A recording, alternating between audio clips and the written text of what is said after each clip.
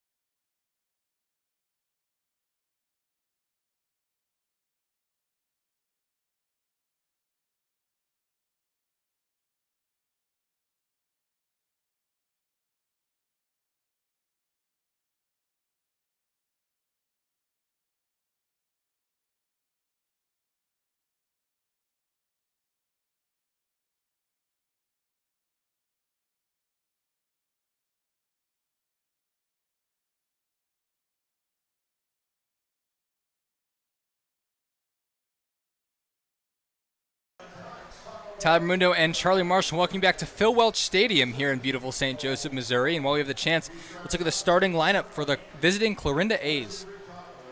Leading off, Kai Holiday. He has been a stud all year. Joey Caruso batting second. Sean Bazemore, he's also the pitcher for tonight. He's batting third. Connor McNatt batting fourth. Tyler Macon in the 5-hole. Evan Smallwood in the 6th hole. Lath Holiday batting seventh. Cole Bumgart making his first appearance as a hitter this season. And rounding out the starting 9 is Caden Lindsay. He's behind the plate. And they are set to face Trenton Roller, Charlie. What can you tell me about Mr. Roller? Roller on the year hasn't pitched a ton, only 14 innings pitched, but when he has pitched, it's been nothing but utter dominance. The whip under 1, the ERA under .7. The strikeout to walk per 9, 14-7. I mean, the opponent batting average, there's not a hole in Roller's game. He's in the zone early and often, and he doesn't give up a lot of hits. He has a lot of strikeouts. He has a strikeout per 9 of 9. He averages a K every inning. He really does everything well on the mound out there. And I'm excited to see how deep he's going to pitch into this game, or if he's a guy kind of like yesterday where we see just a couple innings from everyone and not, a full starting bullpen game like you would typically see. Well, the next Mustangs game, besides tomorrow, and tomorrow will probably be more of the same, but the playoff game is Tuesday. So I could see Roller going 3-4 innings, lengthen him out. It's not a 7-inning game like last night. So he can at least get his feet wet, keep his arm loose, but doesn't have to go the full 9 innings, full 80 pitches, whatever you want to call it. So I want to see him get some good work in, but also see how the bullpen looks for the Mustangs here tonight. Well, last time these two teams faced off, we had Aaron Harrington on the mound, who we thought at the time, no shame on Harrington, still might be one of the best pitchers, is one of the best pitchers on this Mustangs roster, but he went out there with ERA and whip under 1, and he kind of got pummeled in that first inning. So still no easy task for Roller, despite how solid of a start he's had to the Mink League season. Still in question. So the first pitch from Roller to Kai Holiday, and that pitch is taken upstairs. Kai Holiday would be my pick for MVP of the league. Leads the league in stolen bases, second in stolen bases to his teammate Tyler Macon. Leads the league in average, leads the league in on-base percentage, and I believe is up there in OPS as well. So all-around season for Kai Holiday. But it's 1-2 to the leadoff man. This is a perfect opportunity from that devastating curveball Roller has in his back pocket at all times. There's the curveball. And missed somewhere. Wow. It looked good from here. It's again, we can't tell perfectly. That one was over the plate, though. That one's going to be offered at, hit to Holton at short, plays it on a hop, and gets the speedy Kai Holiday. So Roller doesn't get the strikeout, but retires Kai Holiday. Good play for Mason Holton.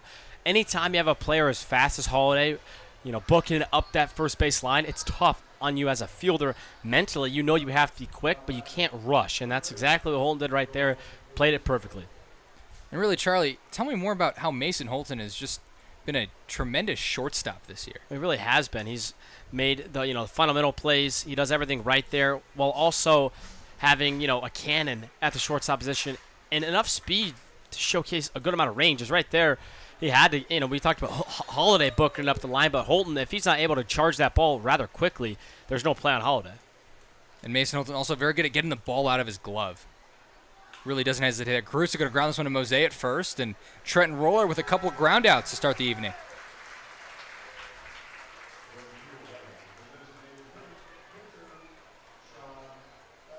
So that's going to bring up Sean Bazemore, who is the DH and the starting pitcher tonight. If you remember last time, Bazemore, as well as Joey Caruso and Kai Holiday reached, Joey Caruso reached, and Sean Bazemore launched a 3-run home run before Aaron Harrington recorded an out. But so far today, that looks a lot different. Yeah, that game was quite an electric start for the Athletics. Not so much for the Mustangs, but tonight, yeah, much different start.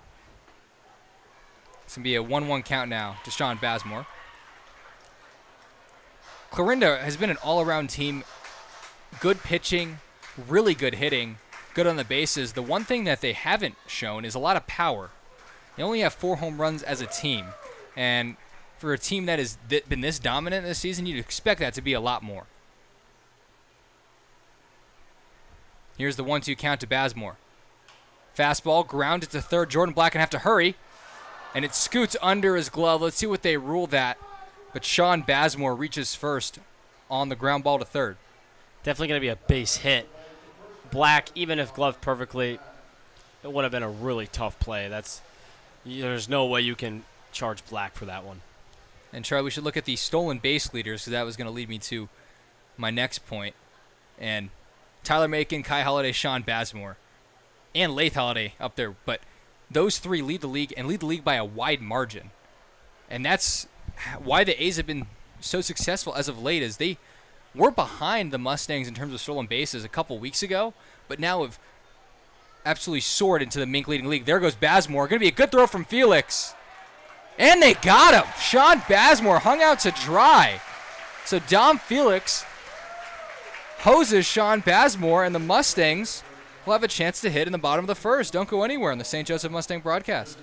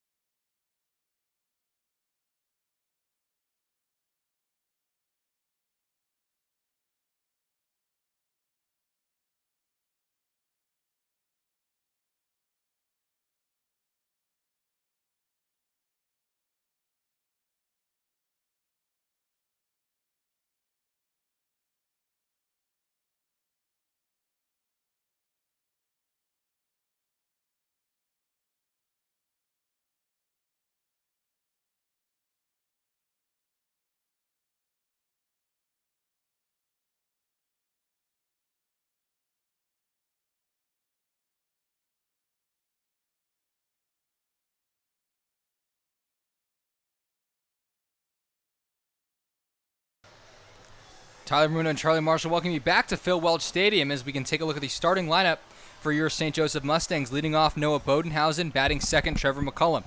Darius Freeman hitting third, Jeter Mose in the cleanup spot. Dom Felix batting fifth, Mason Holton, ready-made play tonight, he's batting sixth. Ike Book, DHing, batting seventh. Jordan Black batting eighth. Truman Bodenhausen batting ninth. That is your starting lineup for your St. Joseph Mustangs as they take on Sean Bazemore, who's been a fantastic pitcher, but making his first start here tonight.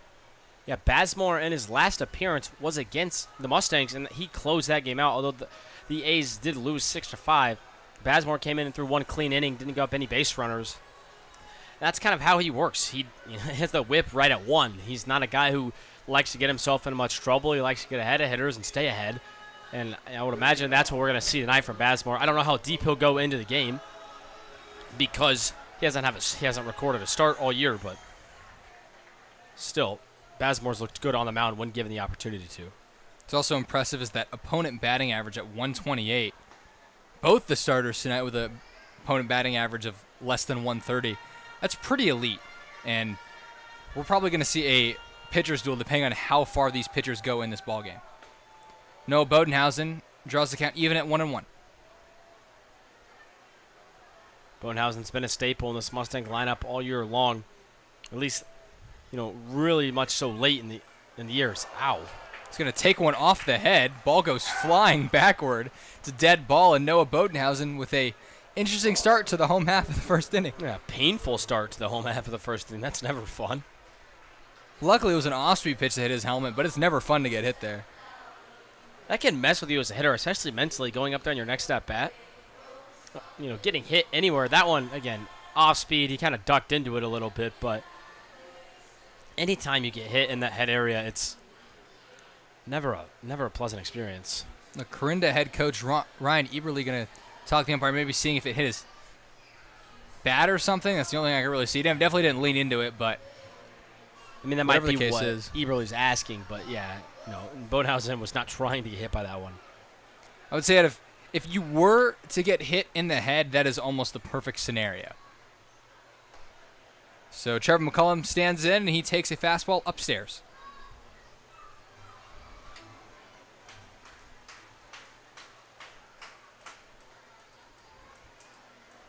McCullum checks that, and it's going to be inside. Cade Lindsay lost it off of his glove. 2-0.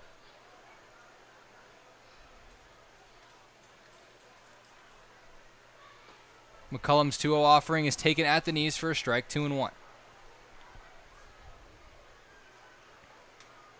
Sean Bazemore stands at 6 feet, 185 pounds, freshman at Angelina Community College.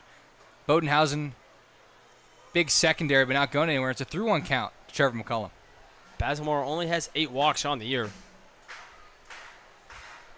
So you'd think, after the hit by pitch, he does not want to issue another free pass.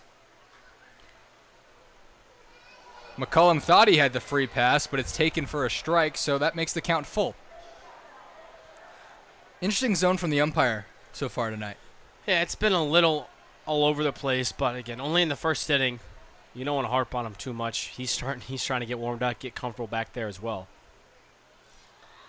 That one taken upstairs, similar location to the last one, but this time McCullum takes it for a ball, and it's first and second without the Mustangs needing to put the ball in play. And no one better than newly crowned Mustangs team MVP this year, Darius Freeman. Look at his numbers right there. Well deserved. What you're not going to see is the plus defense and the elite speed. He also leads the team in stolen bases.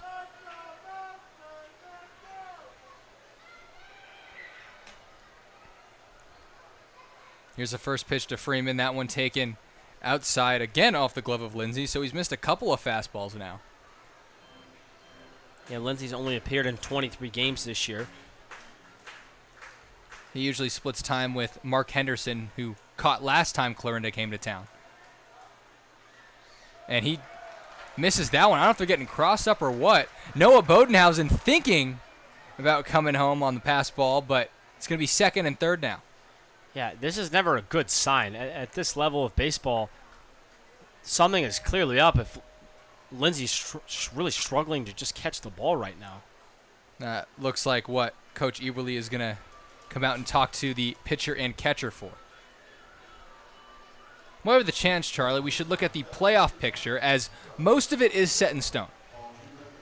So right now the Mustangs will play the worst seed out of those 4 teams, not Clarinda. So no chance to play the Renegades. They could play the Bombers, Mudcats, or Merchants. And all of those standings are basically set. The only thing that could change is the Bombers and Mudcats swapping the 4 and 5 seed, which really doesn't do too much outside of the fact who has home field advantage for that game. That only affects the first game between the Bombers and the Mudcats and where that game is played at.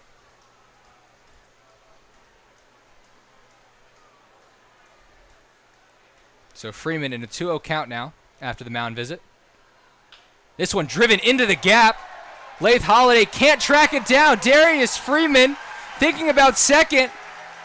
Throw comes in and he's safe. A 2 RBI double for Darius Freeman. And that is why he is your Mustangs MVP this season. Yeah, MVP doing MVP-like things. 2 runners in scoring position needing to be brought in. No one better. Darius Freeman. Great piece of hitting right there into that right center gap. And if you're getting a ball down in between Kai and Lath Holiday, this A's outfield, then you're hitting it pretty hard. And that's exactly what Darius Freeman just did.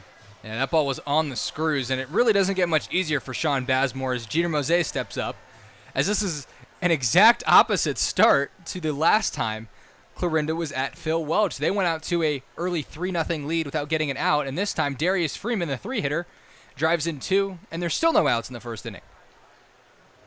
Well, on the year, the Mustangs have only beat Clarinda once at home. They're 1-2 at Phil Welch this year when they're facing the A's. So maybe that is some sort of motivation as that one hit Mose. Yeah, barely got him. So the third free pass of the inning, and the Mustangs have first and second, and still no one out. But some extra motivation to get a win at home in front of these loyal Mustang fans. Send them home happy for the last time this year. Well, for the regular season. And while the Mustangs are tied in the season series, they've lost the last 2 of the last 3, as they beat Clarinda 17-1 at one point, and then lost 3 in a row before beating them the last time around. Yeah, I still wonder what went on in that first game.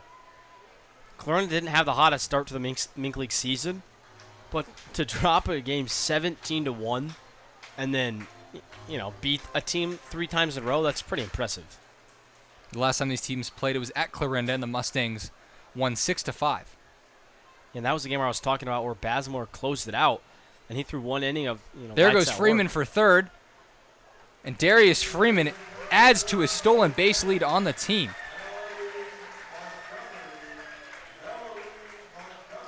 It's number 22 for Darius Freeman this year. And really, his stolen base production has gone down exponentially, as he was the Mink League leader for a while, but then started to hit the ball for power. But I remember him having like 6-7 stolen base in the first couple games. Well, his on-base percentage dipped a little bit.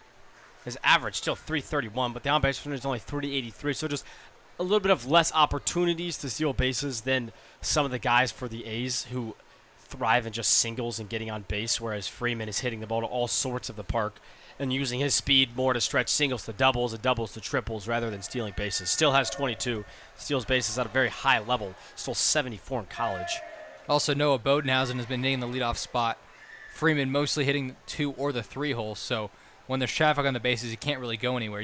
It's not as common for him to steal second and third just because there's other people on. I won't forget earlier this year when he stole second and third on 2 pitches.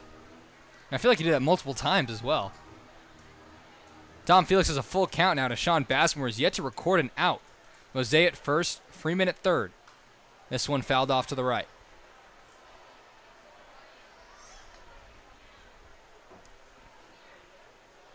One other award we didn't mention was Jaron Guck, as he won the Community Service Member Award. Before, in 2023, it was Jaden Little, and before that, it was Trevor McCullum. So congrats to Jaron Guck. Yeah, that's an award that should be taken with some pride. This one lined over the shortstop's head. Dom Felix delivers an RBI single. Thinking about second base, throws offline. He slides in safely. So it is 3-0 Mustangs, and they still have yet to get out in this first inning. Yet to get out. They yet to have recorded an out. Bazemore hasn't gotten a single out yet. 2 walks, 2 hit by pitches, a walk, and 2 extra base hits, and things are getting out of hand early for these athletics team. And this is what I hope we would see come championship time, as you want the Mustangs on your A game. This is the first time they've jumped out to an early lead like this in a while. And you could, they did against Nevada, but against a good team like this, it's been a long time coming.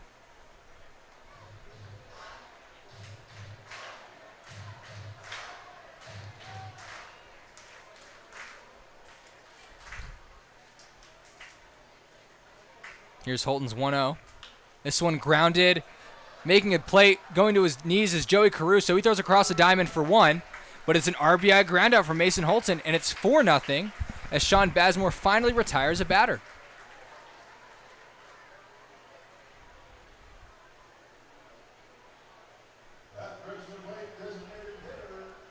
Yesterday, Mason Holton hit a base-clearing double, which gave him the team lead in RBIs at 27.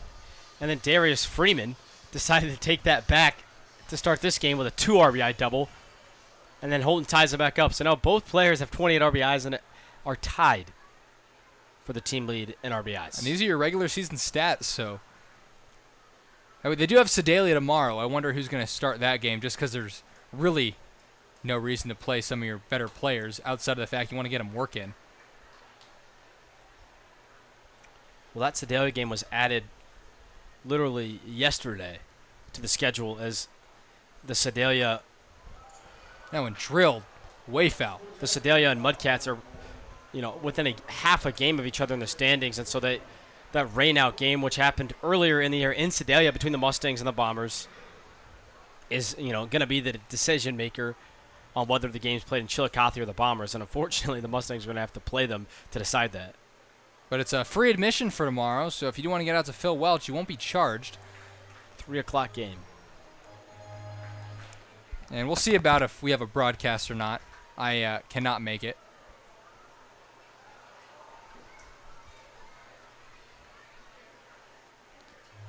Full count now to Ike Book. Dom Felix awaits on third. Here's the pitch to Book. Ball 4. So 2 walks and 2 hit by pitches. Sean Bazemore really struggling to start this afternoon.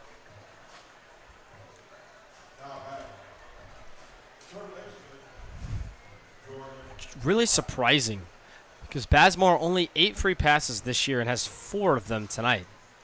We mentioned it's his first start of the year, but if anything, you should probably be more comfortable starting a game just because you've had so much time to warm up and go through your own routine. Sometimes it can be too much time. You like the rush of being a reliever, coming in, not having a ton of time, especially for a player like Bazemore, who plays shortstop for this athletic team. He might be used to getting pulled out of the infield to go pitch, whereas today he had, maybe days of preparation. We're not exactly sure when he was told he was starting this one. Bazemore also had the first hit of the evening as he grounded one to third base, beat it out, and then was caught stealing. So maybe that's not what you want your starting pitcher to do. He's ahead of Jordan Black 0-2 here, though.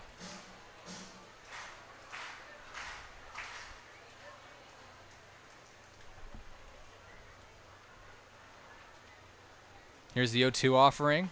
Big swing and a miss from Jordan Black, so Sean Bazemore gets his second out of the inning, but it took 8 batters. Now comes up the 9-hitter for the Mustangs, Truman Bodenhausen.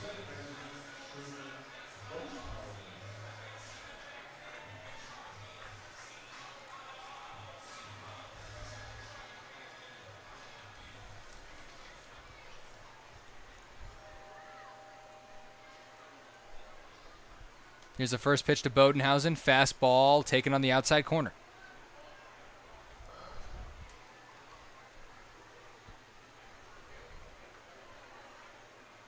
Mustangs scored 4 runs here in the bottom of the first, but have another runner just 90 feet away as Bodenhausen takes that one upstairs.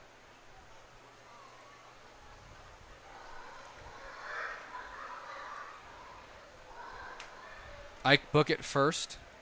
Dom Felix at third. Sherman Bodenhausen going to poke this one over the second baseman, Evan Smallwood. A 5 spot for the Mustangs, and now they have batted around here to start the first. A very Truman Bodenhausen-like hit. Just finds the holes, and he's done that all year long, and he's had a really successful summer by doing it. Really a nightmare start for Clarinda, as that's going to spell the end of the day for Sean Basmore. Let's see if he plays the field or not, as it looks like he's going to go back to the dugout. So he still occupies a spot in the lineup, but there is going to be a new pitcher for the Clarinda A's. We're going to take a quick break, and we'll tell you all about the new pitcher when we come back.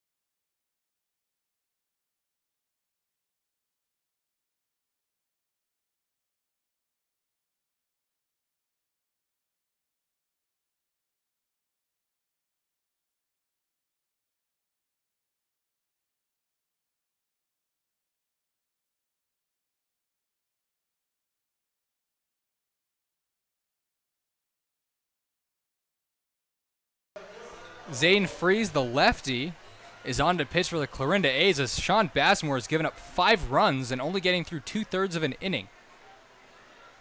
Yeah, not the best day for Basmore, and he's really relying on his teammate. Zane Freeze going to get the fly out to left field. It's Tyler Macon, but not before the Mustangs strike for 5, as this is not the start to the ball game the Clarinda A's wanted, but a picture-perfect start for St. Joe. We're going to go to the top half of the second. Keep it here on the St. Joseph Mustangs broadcast.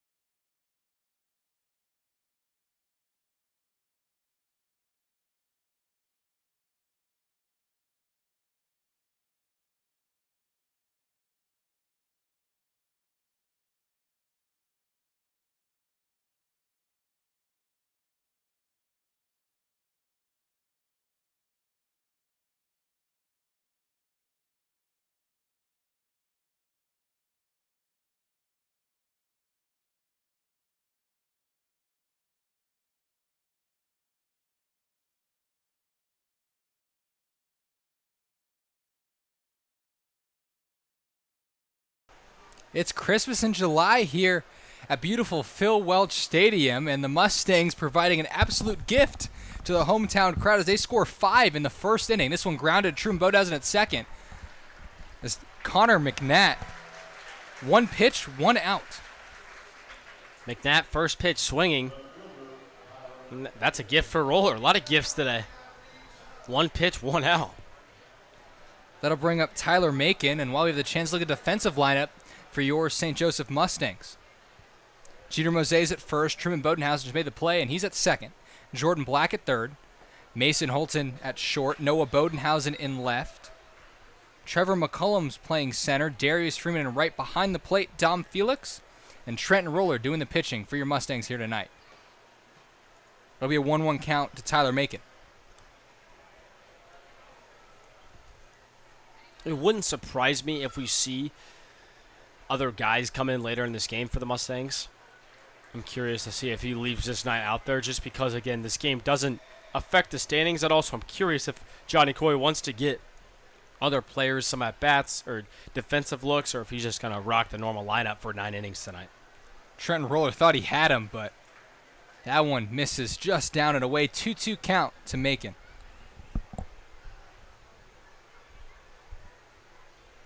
Here's Roller's next pitch.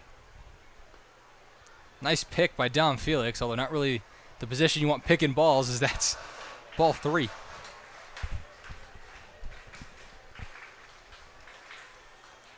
Good breaking ball. Macon gets a piece of it. That one might have been ball 4, but Macon, too close to take, so, you can't knock him for swinging at that one.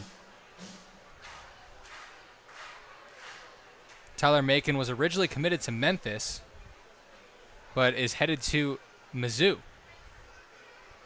I'm sorry, Tyler Macon. Although he's going to take that one upstairs for ball 4, so it's a runner on first and 1 out. The 7 to the plate is Evan Smallwood.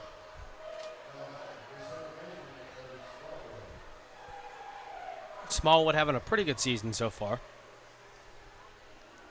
Really high on base percentage for Smallwood. Much higher than his average as well, so he does put together good at-bats and finds ways on. And if Smallwood can get on base right here, that'd be with already a runner on. It would be a good way for the A's to kind of work their way back into this one. Here's the 0-1. Fouled back, and Smallwood is quickly down 0-2.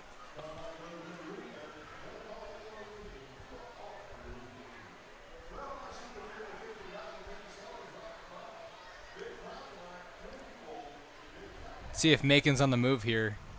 He is not. That fastball upstairs. Don't forget, that's the Mink League leader in stolen bases on first base right now. And the 2 guys trailing him are both on the A's as well. Kai Holiday and Sean Basmore only a couple bags behind him.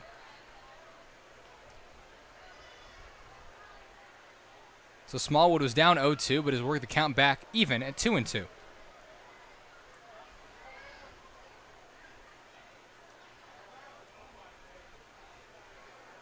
Here's the pitch from Roller. Fastball just inside. 3 straight balls and the count's full.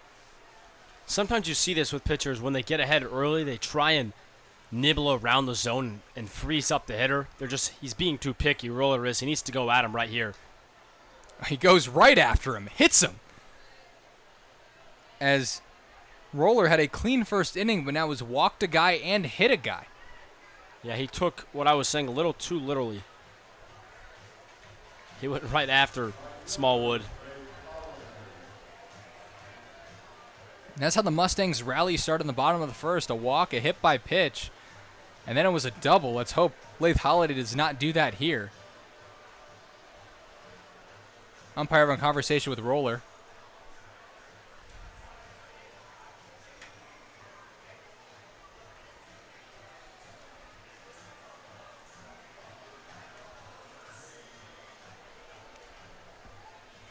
So Lath Holiday digs in, and he's having a tremendous year as well. Yeah, not quite as good as his brother in part, Kai Holiday, but still a fantastic season for Lath. He's going to take that breaking ball, catches the outside corner.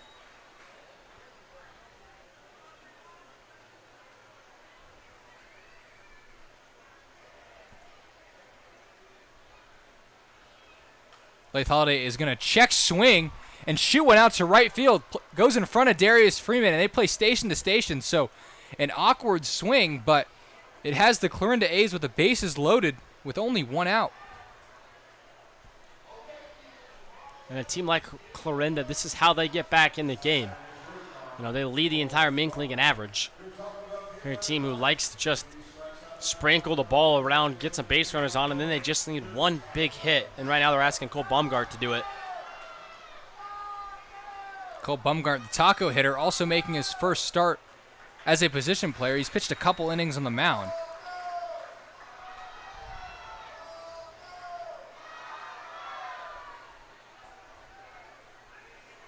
Here's the 0-1.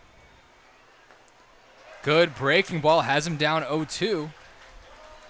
So Roller, no Ks yet, but now would be a great time for his first.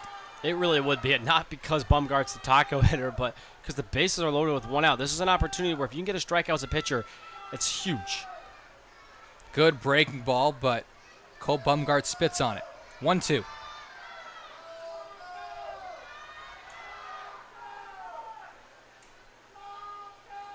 Here's Roller's 1-2 to the taco hitter. And it looks like Roller is playing around too much, as for the second time he had a guy down 0-2 and now draws the count back even.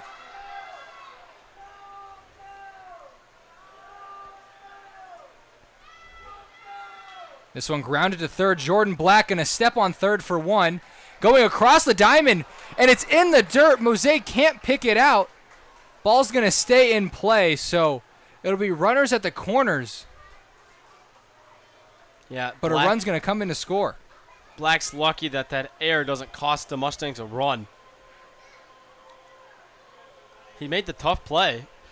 He had to scoot back, judge the hop, did that well, and then rushed to throw a little bit. There was even a perfect throw doesn't get Bumgart, but Mosaic unable to take it, and that allows Holiday to advance 90 feet. Yeah, and if you're Mosaic, I don't know if you go for the pick there. I think you just got to body it up. Luckily, it didn't result in a run, but you still have a speedy Lath Holiday at third base. So Caden Lindsay digs in now as he takes that pitch up and away and is ahead 1-0. If you're a Roller here, there's no reason not to go at Lindsay. On deck is Kai Holiday, who we've already talked about how good he is. Lindsay, a player hitting well under 200. He doesn't really have any kind of power at the plate either. This is the guy you want to get out and leave Kai Holiday for the third inning. And there's really no guy you'd want to face in this A's lineup when you look at their stats, but he might be the only exception. 2-1 count now. So Cole Bumgart gets the RBI in the fielder's choice, and coming in to score was Tyler Macon. Here's Rollers 2-1. Breaking ball slipped out of his hand, and that misses way high. 3-1. And this is really the first time we've seen Roller struggle here this season. He's pitched 14 innings, was only giving up a run up to this point. This one lined foul.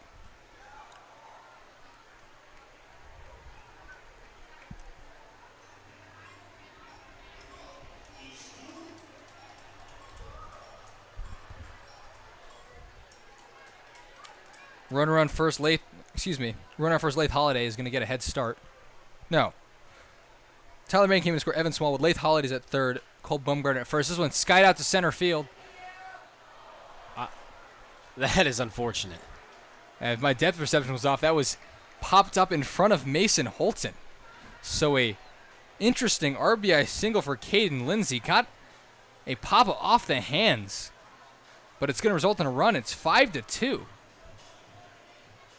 Yeah, that's frustrating for Roller.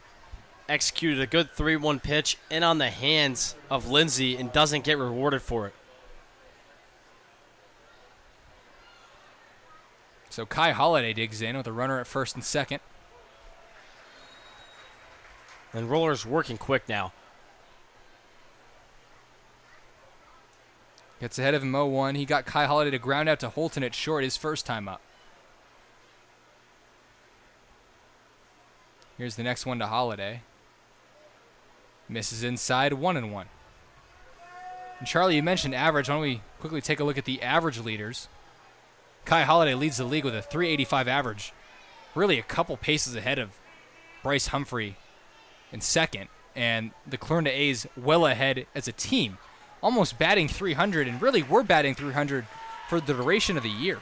Well, they flirted with that 300 average mark all year long. They've been hovering just above it, now just below. But again, this team just likes to put the ball in play and find ways to get on base. Mustangs are in second. Breaking ball downstairs, 2 on, 2 out, and a 2-2 count here in the second inning.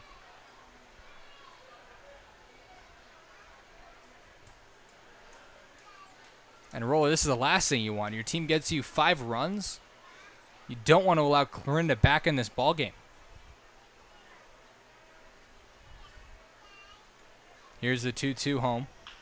Grounded to Mason Holton again from Kai Holiday. He's going to go the short way, and good thing he did is Kai Holiday was flying down that line, so it's a fielder's choice to end the top of the second, but the A's strike for 2. 5-2 is your score as we go to the bottom of the second. Keep it here at Phil Welch Stadium.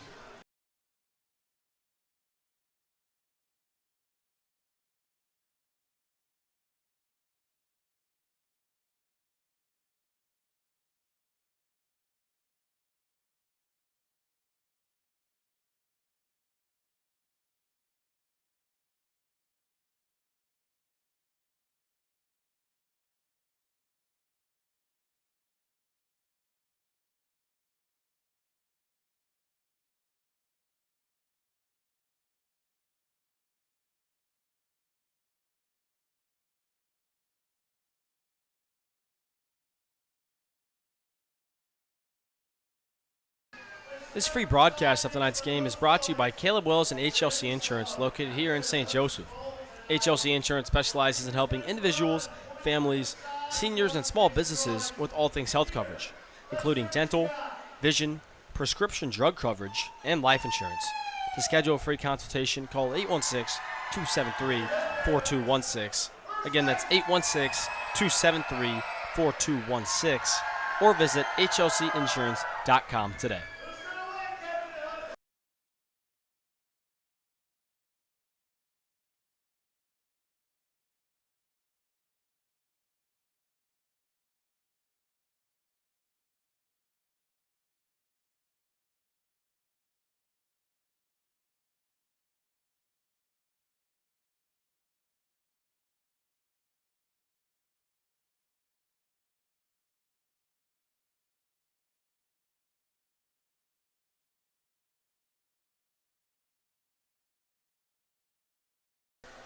Trevor McCullum leads off the home half of the second inning as the Mustangs batted around in the first, putting up 5 runs only on 3 hits.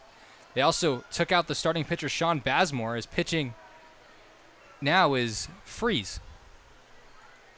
We didn't get much of a chance to talk about Freeze in his because he came in and got a 1-pitch out so quickly. But on the year, Freeze hasn't pitched a lot. He's only pitched, he came in, has 2 appearances and 3 innings on the year. But in those 3 innings, he has 7 walks. As he's quickly down in the count 3-0. I should say, with the 7 walks, he still hasn't given up a run this year. So a 2.33 whip and a 0 ERA. That is impressive to do. There's a 3-1. It's 3-1 now. It's impressive, but it's not typically long-lasting. It's not something a pitcher can do. So Freeze needs to figure out a way to not walk as many batters if he wants to keep that ERA at a 0. That is walk number 8. And it goes to Trevor McCullum.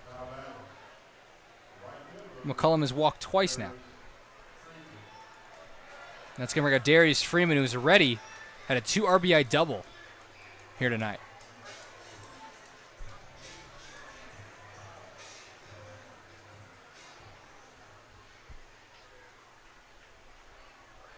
I mean, how fitting is it pregame to be named the team MVP, and then in your first at-bat, you give yourself a 2 RBI double to give the Mustangs the lead.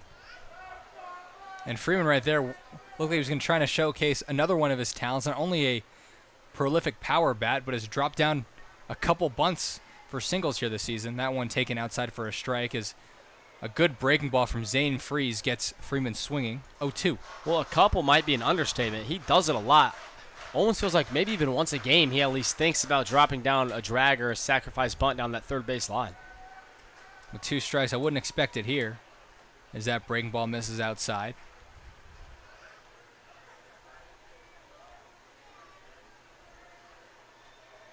And Charlie, when we're talking about first round of the playoffs, we're hearing Denton Biller is the one going for the Mustangs. There goes McCullum. Swing and miss by Freeman. McCullum slides into second safely, so a strikeout, but they're not going to get to throw him out.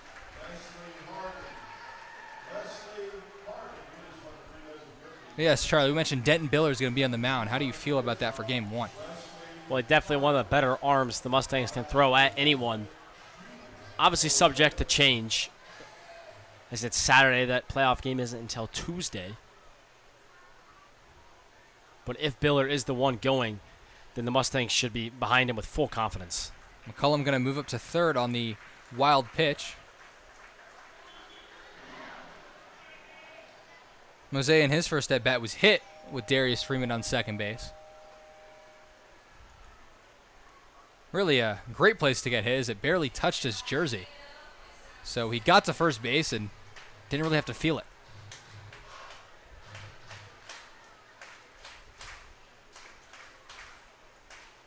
That pitch upstairs, and it's 2-0.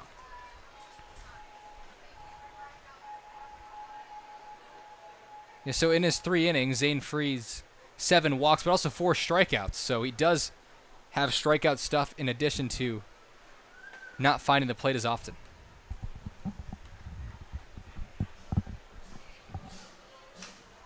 Well, his 0 ERA is at risk right now with McCullum, who he walked on third base. And it's a 4-pitch walk to Mose, so Felix got a chance with runners at the corners.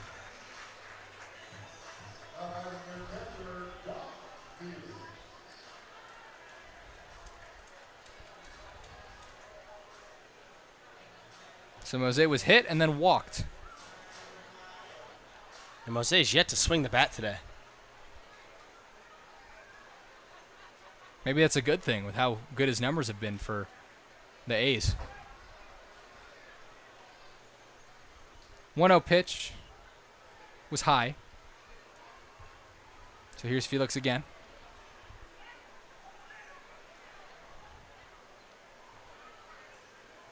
That one outside, 2-0. And if Freeze loses Felix, like McCullum and Mose, Mason Holton's on deck. And he had a base-clearing double, 3 RBIs yesterday in his at-bat with the bases loaded. So after 6 straight, he fires in a strike to make the count 2-1. And really, the Mustangs, they're 3 through 6 hitters. All have at least 1 homer on the year. Felix leads the league with 4.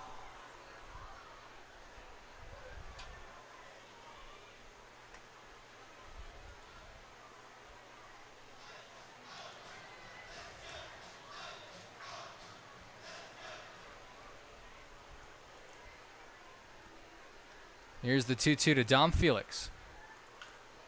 Fouled off to the right this time.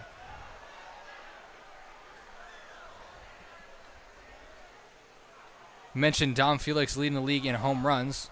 Why don't we take a look at the rest of the field? So Felix has 4. Kyle Hepburn, who we believe is done for the season, has 3. And then you have Jeter Mose with 2 and Darius Freeman with 2. Drake Cobb, who's not in the starting lineup for the A's, also has 2. But we mentioned opposite ends of the spectrum. Mustangs have 12 home runs to the team, and A's have 4. This one flared out to right field and just foul, as that would have scored at least 1. Felix must have known that one was foul because he never really left the batter's box. But from here, it was about foul by, what, a foot maybe? Yeah, a couple feet. But yeah, Felix, I guess, knew it off the bat. It's been a good battle here so far. We're talking about home runs, and Cobb has 2 of them for the A's. But the Athletics have 4 on the year. You mentioned that already. But the last time these 2 teams played at Phil Welch, they only had 1 going into that game. Bazemore hit 1 of those, so that made it 2. But then they've had 2 more in the last couple games. So hitting for a little bit more power lately than they have all year long. Felix pops that one off to the left, so quite a bit of foul balls here. As I believe this is pitch number 8 coming to Dom Felix right now. Yeah, if you had to nitpick on how good the Clarinda A's have been, it's the long ball is the one thing they haven't been able to do. But it's hard to be mad at that when your team is hitting a combined nearly 300.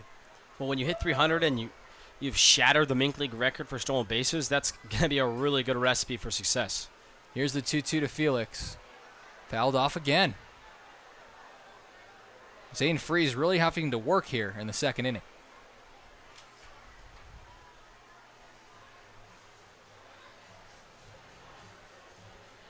McCullum was walked.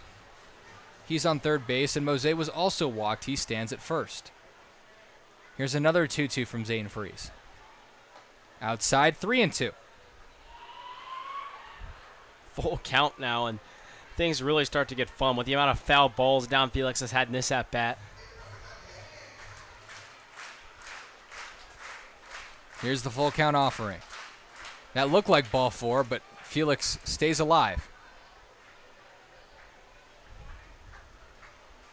As a teammate, you kind of start counting in your head, like, how many pitches is he going to see in this at-bat?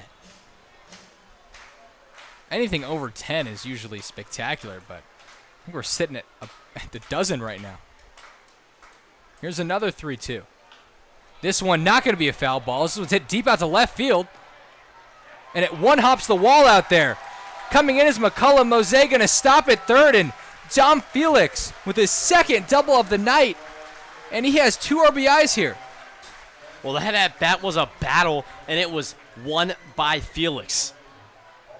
Had about 8 foul balls and then crushes one off the wall. That is a productive at-bat if I've ever seen one from Dom Felix. I don't think it sounded like it. That was Dom Felix's second RBI of the night. He didn't have 2 RBIs in that play. It was only 1 RBI. McCullum came in to score. Mose was waiting to see if that ball would be caught, so he stands at third. So second and third now for Mason Holton, trying to extend this Mustangs lead. Holton takes that one downstairs.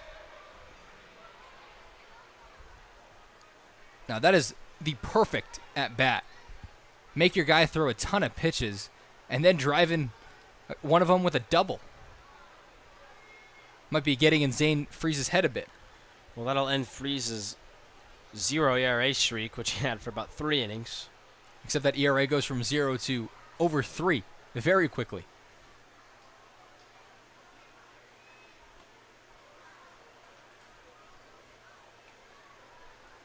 He's also adding to his walk total. He has 2 already this inning, and Mason Holton is ahead 3-0.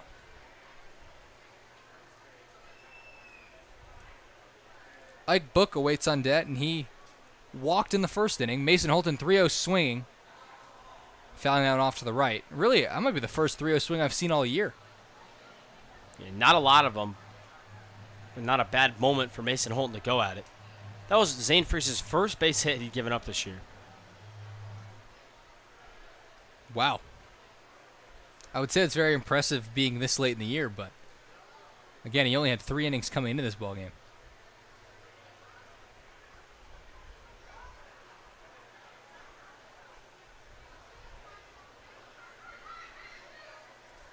Here's Freeze's 3-1. Outside. Third walk of the inning. Loads him up for the Mustangs.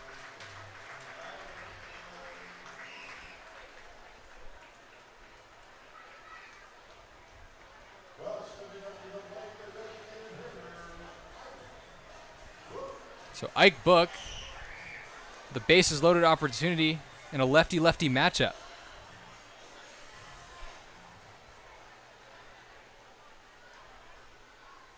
Here's the first pitch. Good breaking ball on the outside corner, and that's what you need to do if you're a Freeze there. Bases loaded, and you get ahead.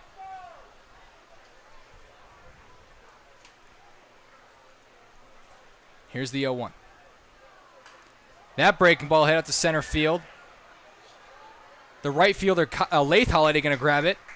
Mose digs for the plate, and he'll score on the sac fly. So Ike Book has an RBI, and it makes the Mustangs lead swell to 5, 7-2.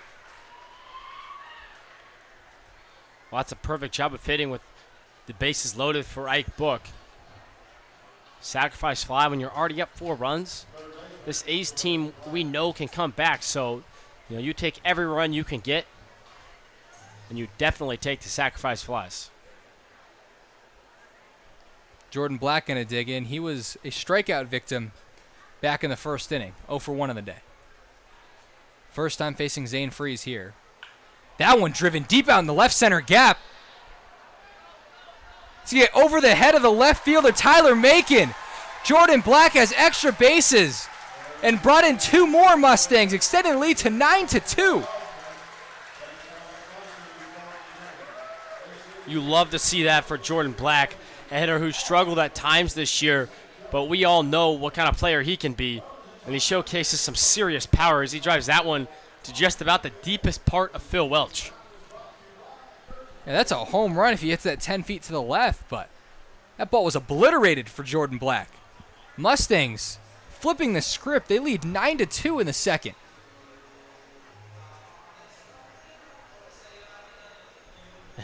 Coach Eberle is continuing to go to that bullpen for answers, and he's not finding them right now. So Sean Bazemore worked 2/3 of an inning, and Zane Freese has worked a full inning, but neither one doing much on the mound. We're going to have a new pitcher, and we'll tell you all about him after this commercial break. Don't go anywhere in the St. Joseph Mustangs broadcast.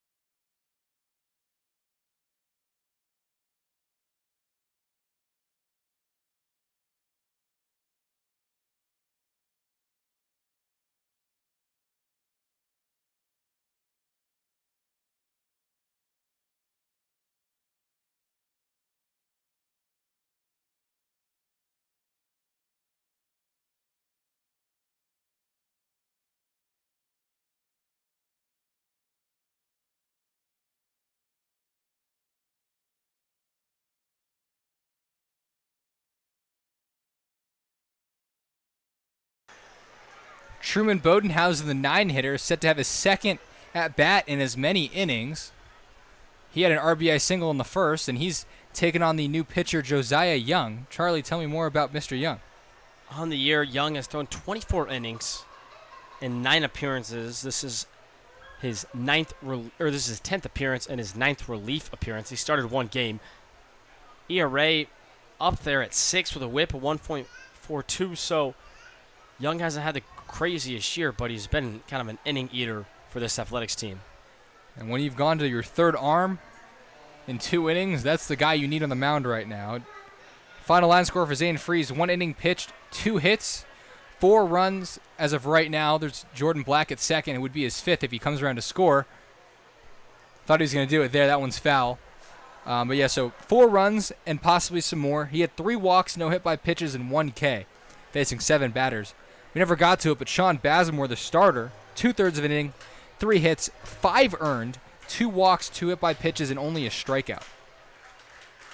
Yeah, all these runs have been earned for the Mustangs. Especially this inning, they've really hit the ball well. All have been RBIs as well. Here's the 1-2. Fastball upstairs, 2-2. And with all the runs being RBIs, it means there haven't been any pass balls or wild pitches. No runs on errors. And after yesterday's game, I can say no balks either. Yeah, There's a lot of them. Full count now to Truman Bodenhausen.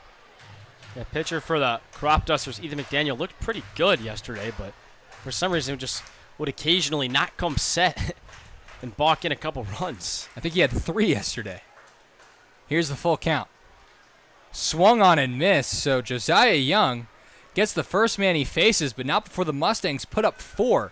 9-2 is your score as we go to the top of the 3rd inning. Don't go anywhere on the St. Joseph Mustangs live stream.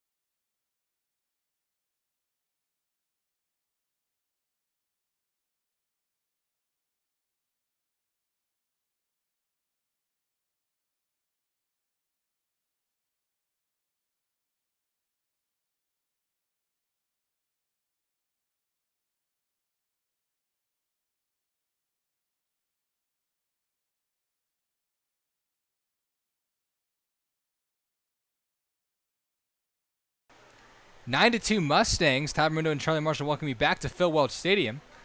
Trenton Roller gave up 2 in the 2nd inning, but hasn't really done much in terms of the outcome tonight.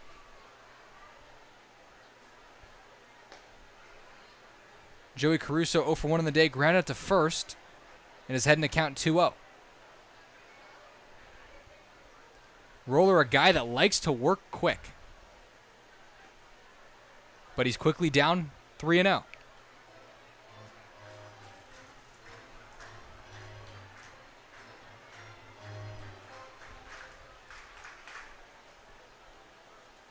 Here's a 3-0 pitch from Roller, and he walks him on 4 pitches. So similar to last inning, is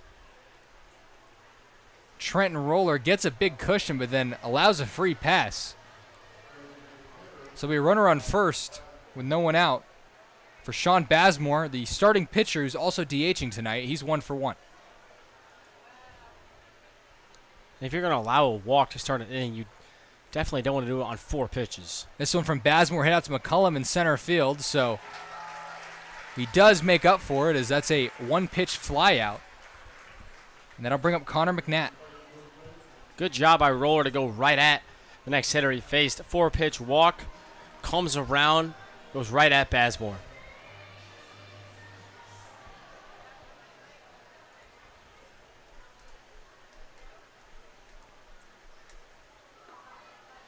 McNatt digs in and takes that breaking ball on the outside corner. Good pitch from Trenton Roller.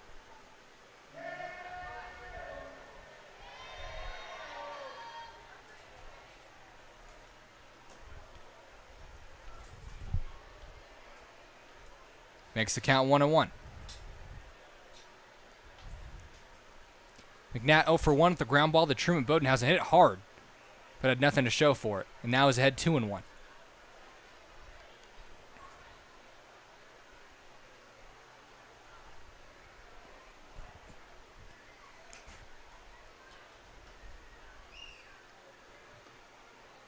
On the outside corner, so Count is now even at 2-2. And you don't hate that take for the A's. You're down 7 runs.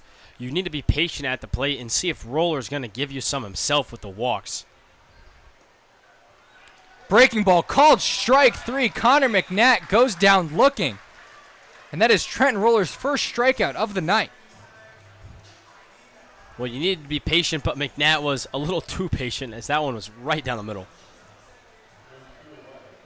So there's 2 outs now, and digging in Tyler Macon. He started the rally last inning with a walk. And Roller gets ahead 0-1. And that's a common trend with almost every rally started in the Mink League and even in all levels of baseball. Just lead off walks and never boat well for the pitcher.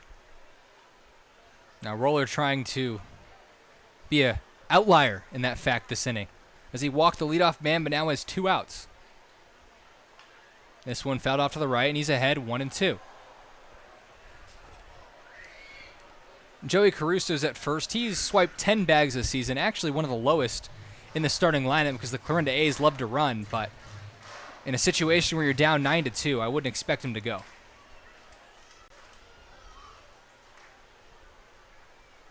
Here's the 1-2 to Tyler Macon. Fastball just downstairs. 2-2. Yeah, Macon's lucky. He gave out of that pitch the minute it was out of Roller's hand, and it just missed that zone by about a hair. Here's the 2-2. This one lined in the left field. Tyler Macon continues to stay hot. As it'll be first and second now with 2 outs. Macon has worked his way into the top 5 in the Mink League, joining his teammate Kai Holiday and Sean Bazemore.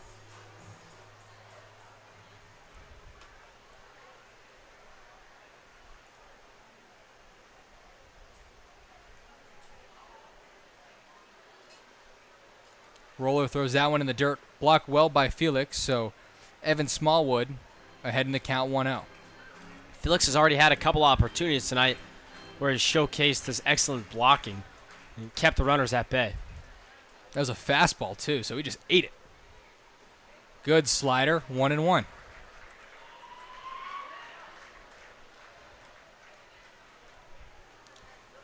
And if Roller can just throw these breaking balls, right there, just a little closer to the zone than where he's been all night, he's going to get a lot of swings like that. Again, blocked by Felix, so 2-1 count, but the runners have to stay put.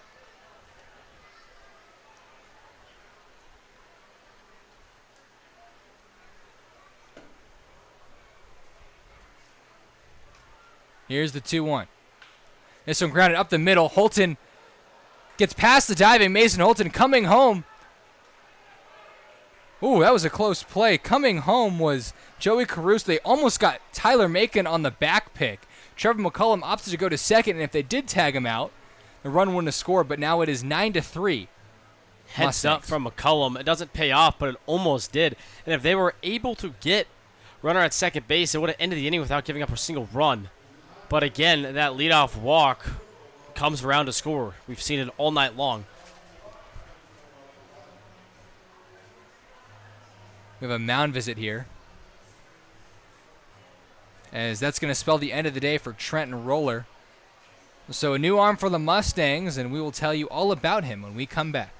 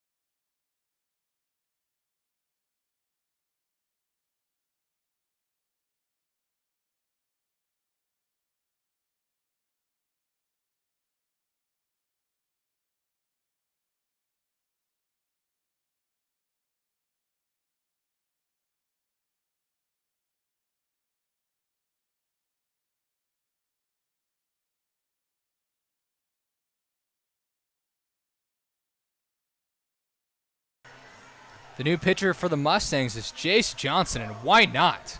He has been tremendous this year. Leads the Mustangs in ERA with an ERA under .5. He's set to face Lath Holiday, and a first pitch sweeper catches the outside part of the plate. As you can see right there, Jace Johnson with a .42 ERA. As you can take a look at the rest of the ERA lead, both runners go as it's a successful double steal for the Clarinda A's. Charlie, tell me more about the ERA lead. Well, Roller and Johnson first and second in the entire Mink League and on the Mustangs, and they're the two pitchers that the A's are getting set to face. That one just foul. Jeter Mosaic quit on it. I don't think that was fouled by much. So, I mean, the Mustangs are rolling ahead, throwing their best guys they got. Obviously not for too many innings. They're just trying to get these guys work before the playoffs. But unfortunately for Clarinda, it's two tough arms. Lath Holiday down in the count, 0-2 to Jace Johnson. Gets him! Sweeper, swung on and missed. Jace Johnson helping out Trenton Roller strands two. As the score will be 9-3 as we go to the bottom of the third. Don't go anywhere on the St. Joseph Mustangs broadcast.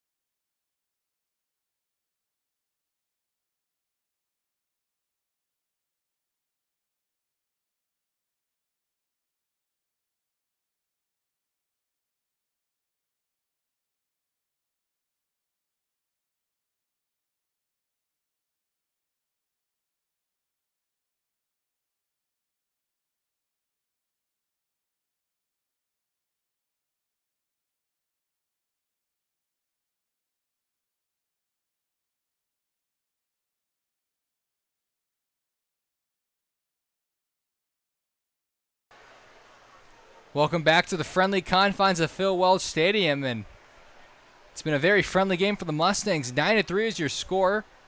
Noah Bodenhausen leads off as he has his third at bat in as many innings. That's a testament to this Mustangs offense tonight. They've been batting around all evening. That one hit out to right field, but Lath Holiday with a good jump makes the play.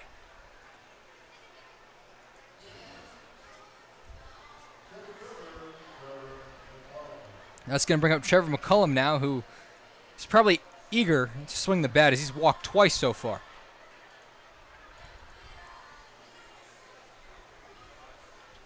McCullum hasn't done a lot of swinging, but still a really quality start to the day, getting on base both at bats.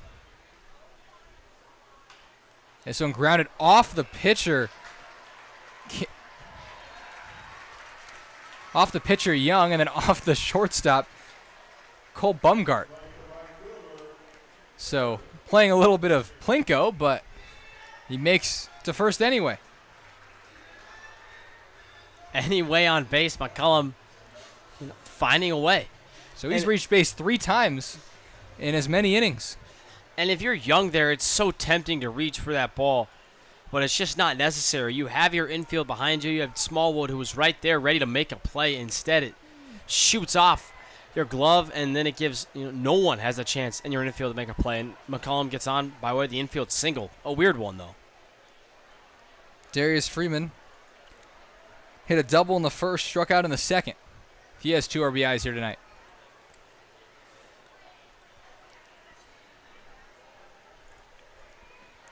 That one down and away.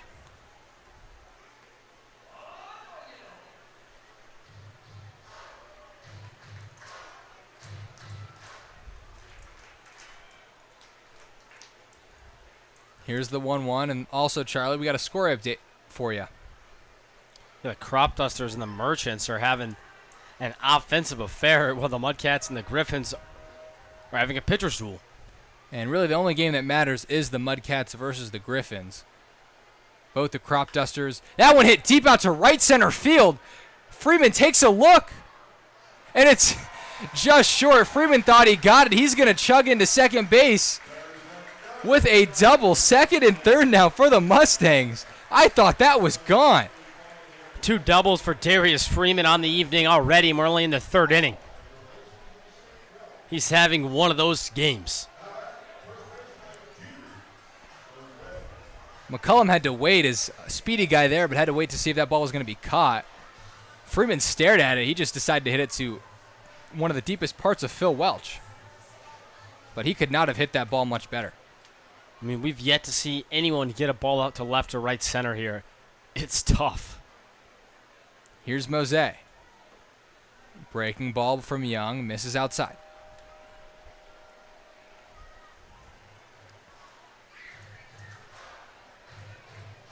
Mose, another guy that has not taken the bat off his shoulder. A hit by pitch and a walk for him. And he's ahead 2-0. That's got to be frustrating, Charlie. You see your team has put up 9 runs, and you can't really do much because you haven't got anything to hit. Well, it's frustrating, but not as frustrating as 2 strikeouts would be. So, try and find the positive in it. You've got on both at bats, and baseball's too hard of a game to not be happy. He's going to swing at that one. That one's popped up to the second baseman, Evan Smallwood. So not a productive out there, as now there's 2 outs with 2 on.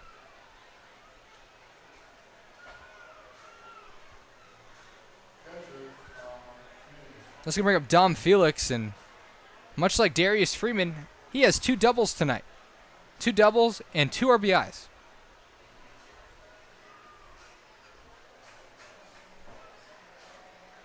Really, Dom Felix and Darius Freeman trying to jockey it out for player of the game here tonight. And we're only in the 3rd inning.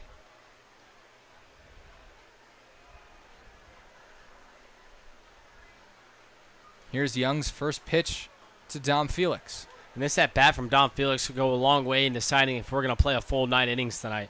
Because right now the Mustangs looking like they want to end this thing early. Up 6 right here with 2 runners in scoring position, 2 outs. A base hit goes a long way in terms of that 10-run mercy rule. Here's the 0-1. So he goes breaking ball in the outside corner, then a fastball in the outside corner, and is ahead 0-2. Good pitching from Josiah Young with a couple guys on.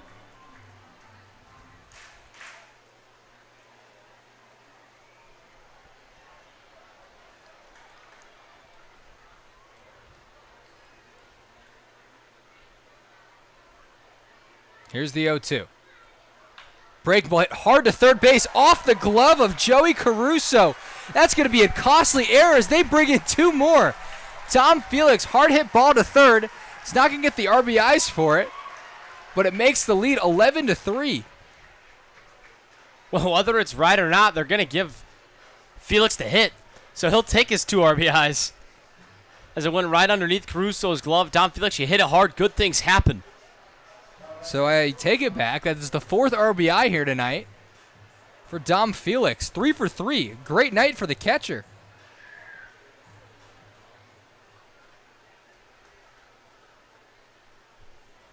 I don't really know how it wasn't an error, but all right.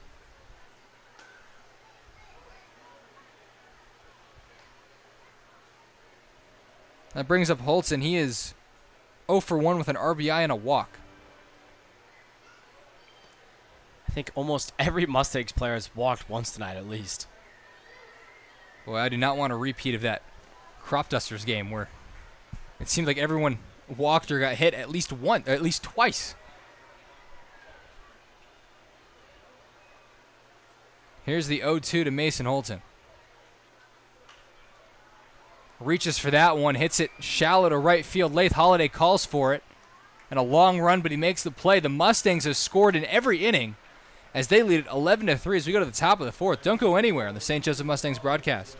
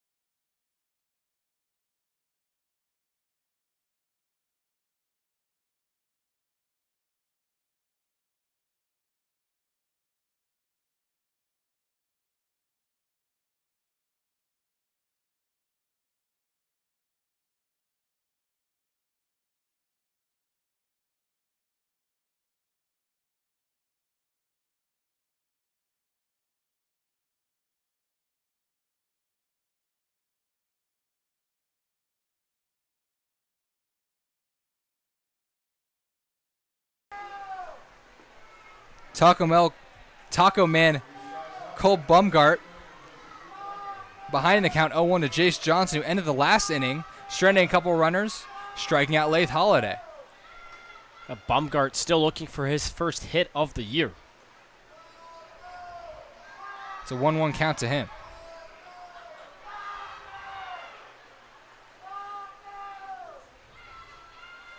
Here's the next pitch from Johnson. Sweeper up the middle for a single. So Bumgart gets his first hit of the year. Took a good bounce, but good for Bumgart. He finds a way on first base. So the Mustangs lead the game 11-3, but in the hit column only lead 8-6. So getting a little bit of help from the Clarinda pitchers not finding the zone. Well, that and then timely hitting and extra bases. The A's all singles, whereas the Mustangs have 3 or 4 doubles, and they've come with runners on. The Mustangs really not leaving a lot of guys on. That one ground to Holton. Going to go to second for 1. And that's all they're going to get. So a fielder's choice gets the Mustangs an out. Holton's aggressive out there at shortstop. He always wants to make the special play, always wants to get the lead runner. And right there had a range all the way to his left or his right. And when you're doing that, sometimes it can be tough to go to second base. It's a far throw, and you're not used to making it. But does the job well right there. That's going to turn the lineup over for Kai Holiday. Guy who's been one of the best hitters all year in the Mink League is 0 for 2. Yeah, quiet game for Holiday.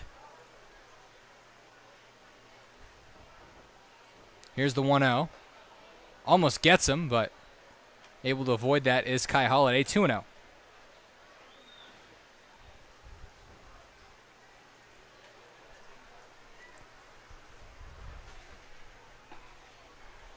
That one in there, 2-1. Good pitch from Jace Johnson in the corner.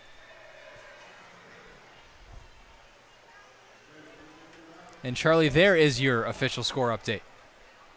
We weren't getting the right details from the Mink League website. That one grounded to short. Going to be a tough turn on Kai Holiday. And they're not going to do it. Umpire called him safe. I was about to say it's going to take a perfect turn. And the Mustangs middle infield executed a perfect turn, but it still wasn't enough to get speedy Kai Holiday. That's Jaden Little taking over defensively for Jeter Mose at first. So now it'll be a runner on first and 2 outs after back-to-back fielder's choices. Although this time they got the fastest guy they could have had at first in Kai Holiday.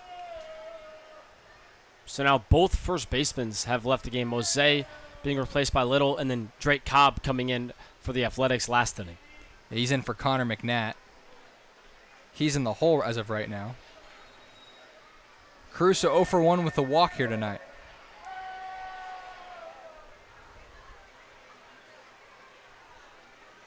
Quick pick and a good scoop by first baseman Jaden Little. Just entered the ball game and gets a hot shot.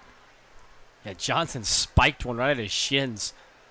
And Little saved potentially 2 bases. Keeps Kai Holiday at first base. Holiday not going anywhere. Caruso pops this one up. Taking a look is Felix, but he's going to run out of room. Makes the play off the net, though. Doesn't count. Especially here at Phil Welch with this weird netting as it scans all the way back. It covers really the entire fan seating area. Very hard to get a foul ball if you're in the stands.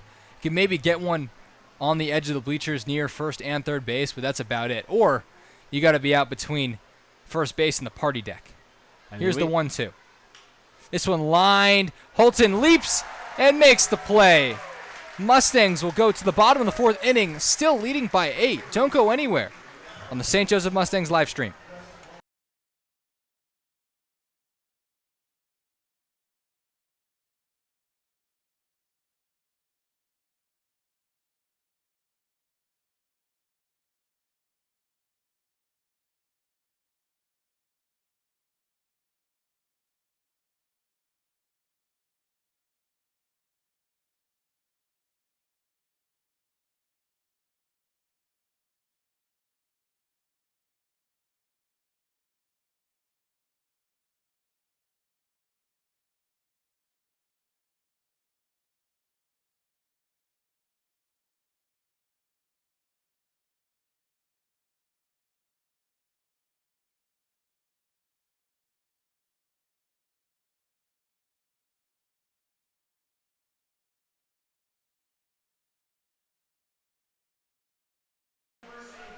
This free broadcast of tonight's game is brought to you by Caleb Wills and HLC Insurance located here in St. Joseph. HLC Insurance specializes in helping individuals, families, seniors, and small businesses with all things health coverage, including dental, vision, prescription drug coverage, and life insurance. To schedule a free consultation, call 816-273-4216. Again, that's 816-273-4216. Or visit hlcinsurance.com today.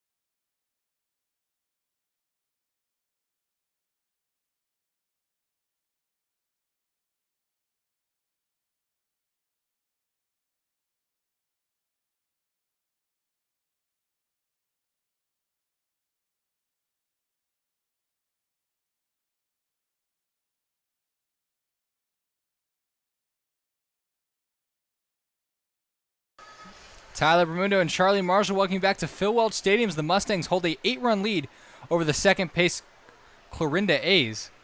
Ike Book digs in and takes a pitch for a strike from the newly entered Jose Calcano. Josiah Young's final line score, an inning and a third. 3 hits, 2 runs, both earned. No free passes and a strikeout, so fared better than the first 2 pitchers for the A's, but still gave up 2 runs in less than 2 innings.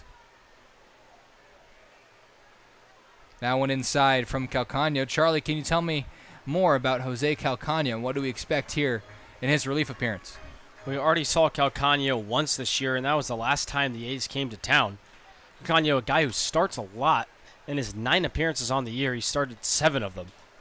So not used to coming in and out of the bullpen. He's thrown 46 innings on the year with an ERA at about 4.8. And this is just one of those cases where he might not have pitched very recently. This one skied out to the first baseman, Drake Cobb. He came in for Connor McNatt, and he makes the play. This is one of those situations where Calcano hasn't pitched, recently, like I was just saying, and so they're just trying to get him maybe an inning or 2 of work before the playoffs. Calcano has the most innings on the team. I think the craziest stat we have from him is 46 innings pitched. The walk rate's pretty good with only 17, but he has less strikeouts than walks. He has 16 strikeouts in 46 innings, so not a guy that really gets punch-outs, more of a pitch-to-contact guy. And when you pitch to contact, you have to be in the zone because typically that opponent batting average is going to be a little higher as he's given up 40 hits on the year. But he's able to still be a solid pitcher because he doesn't issue the free pass much. It's a 1-1 count now to Jordan Black. He ripped a double deep in the left center field gap. Him and Darius Freeman both could have had home runs. They didn't decide to hit it to the deeper parts of the yard. Black takes a good breaking ball from Calcano. It's a 1-2 count. Yeah, and 1-1, you have no issue with Black taking that. Really see that pitch. And now with 2 strikes, you've already seen the breaker. You've seen the fastball. You know what he's going to throw at you. You're a little bit more prepared as a hitter. Here's Calcano's 1-2. Up and away, 2-2. Black thought about that one, opted to be smart and leave it up for the birds. Here's the 2-2. Good breaking ball gets Black on strikes the second time tonight. As now up to the plate is Truman Bodenhausen.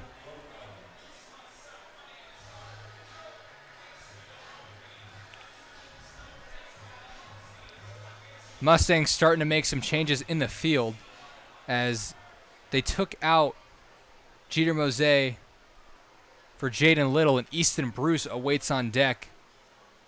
Hitting for Noah Bodenhausen as his brother Truman is going to hit one out to right field. And for the first time tonight, the Clarinda A's have put up a 0. So 11-3 is your score as we go to the top of the 5th inning. Keep it here at Phil Welch Stadium.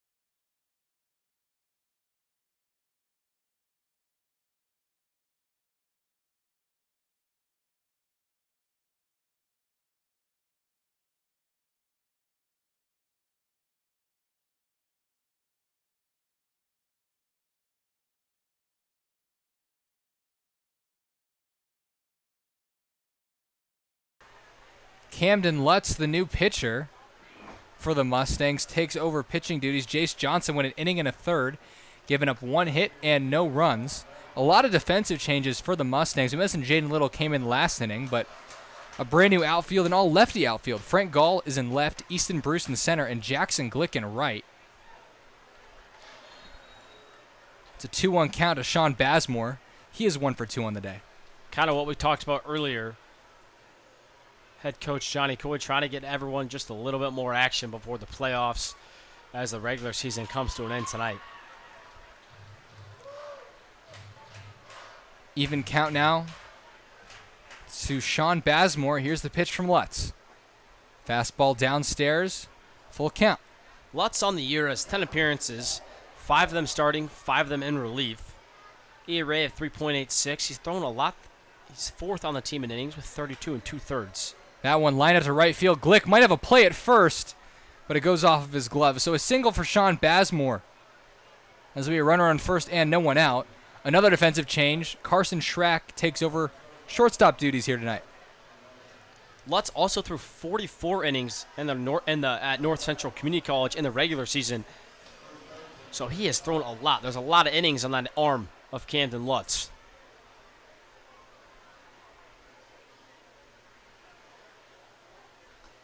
First pitch breaking ball misses to the newly entered Drake Cobb. His counterpart Connor McNatt went 0 for 2.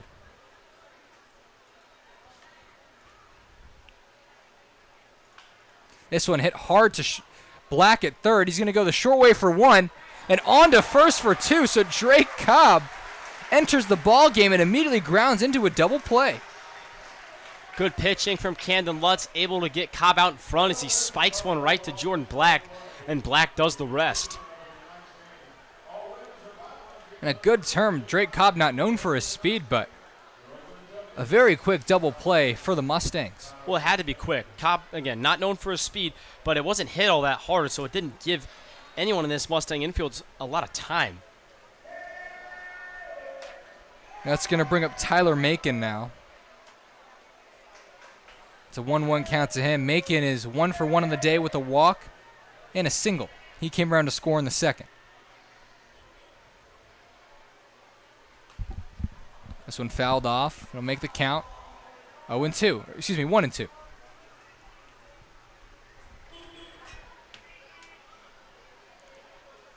Camden Lutz doing what the other pitchers, Jay Johnson and Roller, weren't able to do against Macon and get ahead 0-2.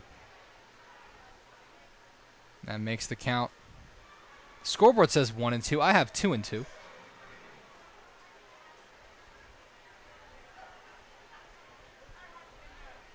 Here's the next pitch from the 6'4 right-hander. Breaking ball. He thought he had him. But that's going to make the count. I think it's full. Umpire signals a full count. So Tyler is right. The PA press box is not. Point for Bermundo. But whatever the case is, it's strike 3. Camden Lutz gives up a leadoff single, but then he rolls a double play and strikes out Tyler Macon. So the score stays stagnant at 11-3. Keep it here on the St. Joseph Mustangs broadcast. Point for Camden Lutz.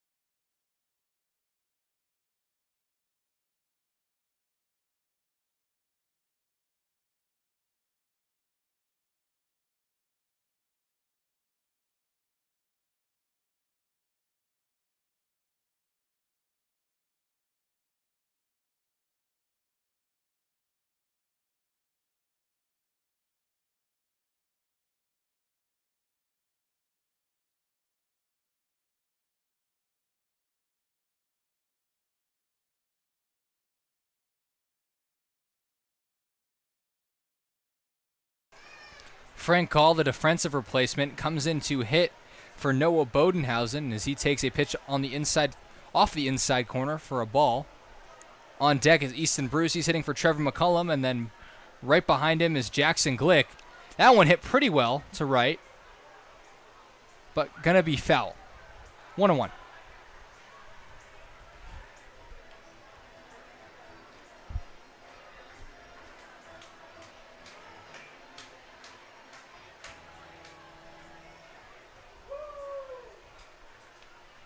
Jose Calcagno with a scoreless frame, a 1-2-3 inning, something the rest of the A's pitching staff was not fortunate enough to do.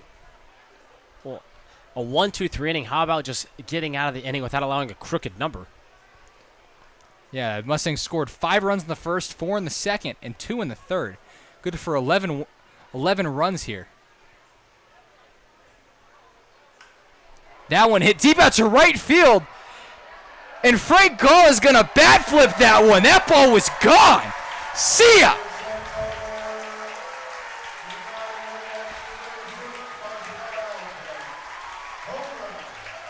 Frank Gall knew it off the bat, and so did we. No doubt about it. That is Frank Gall's first home run of the year. First home run of the ball game as well. 12-3 Mustangs after a moonshot off the bat of Frank Gall. Went from the bat of Frank Gall to the yellow tarp on the party deck. So we jinxed Calcagno, to say the least, as after throwing a 1-2-3 inning, has just given up a leadoff home run to Frank Gall. And a mammoth home run at that. So Easton Bruce going to check in, and he's got some pop as well. That one hit out to right field. But Lath Holliday makes a great play. Honestly, similar exit velo. Just got a little bit more on top of that. And Easton Bruce, who's been hitting the ball hard the last couple weeks, just likes to hit it right at guys. Well, Bruce has finally been finding holes in other at-bats. He's got the average up to 270 on the year. But that one just off the end of the bat had a lot of topspin on it, which is why the difference between Gall's ending up over the party deck and Bruce ending up in Lath Holliday's glove. So the third defensive replacement in a row and the third lefty in a row, Jackson Glick digs in as he takes that one for a ball.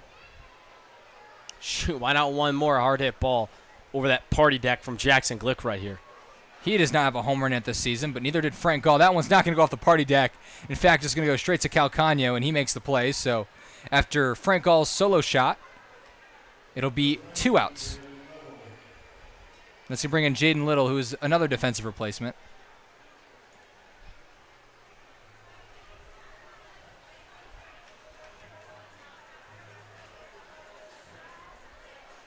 He took over for Jeter Mose, who was 0 for 1 with 2 free passes, 1 on a walk and 1 on a hit by pitch.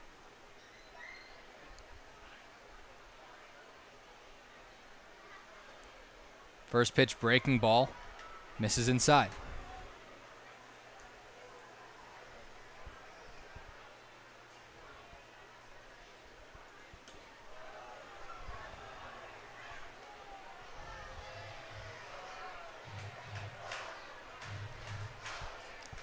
Jaden Little ahead 2-0. Fastball catches the outside corner, 2-1 now.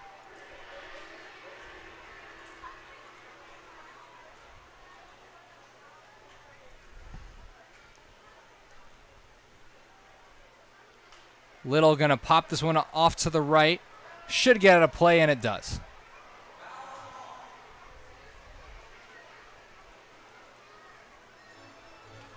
The Mustangs just 1 run short right now of that 10-run mercy rule.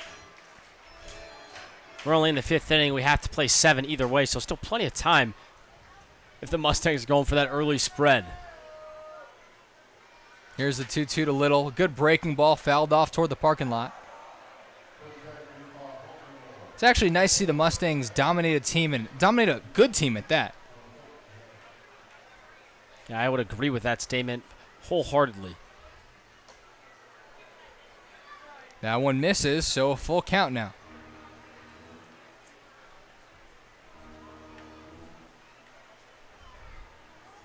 Here's a 3-2. That one in the dirt. So Jaden Little with a good plate appearance as he works a walk. And Charlie, now that we have the time, I think it's time for some trivia. I would agree. And this time you're asking me the question. Here we go. So we're about to start the great run for the 9th Mink League title. My question for you, when did the Mustangs capture their very first one? That's a tough question because I know the Mustangs have won a ton of championships in their shorter tenure in the Mink League. And I know they debuted in 2009. It's either 2009 or 2010. I don't think they waited that long. And I think they won it in their inaugural season. Give me 2009, Charlie. You really could not have been more wrong. 2011 was the year for the Mustangs when they first got going on the dynasty and the domination of the Mink League. Well, I was confident, Charlie. I was just confidently wrong. Parker Griffith hitting for Dom Felix. He is the catcher who is a late addition to the season after the departure of Kyle Hepburn. Here's the 1-2 to Griffith. This one popped to the right side.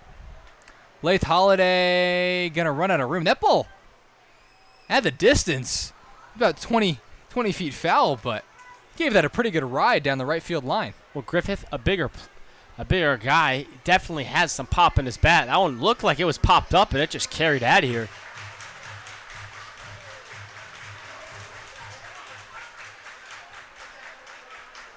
Another 1-2. Gets him swinging, so Jose Calcano gives up a leadoff bomb to Frank Gall, but then sets down through the next 4 guys, so it's 12-3 as we go to the top of the 6th inning. Keep it here on the St. Joseph Mustangs broadcast.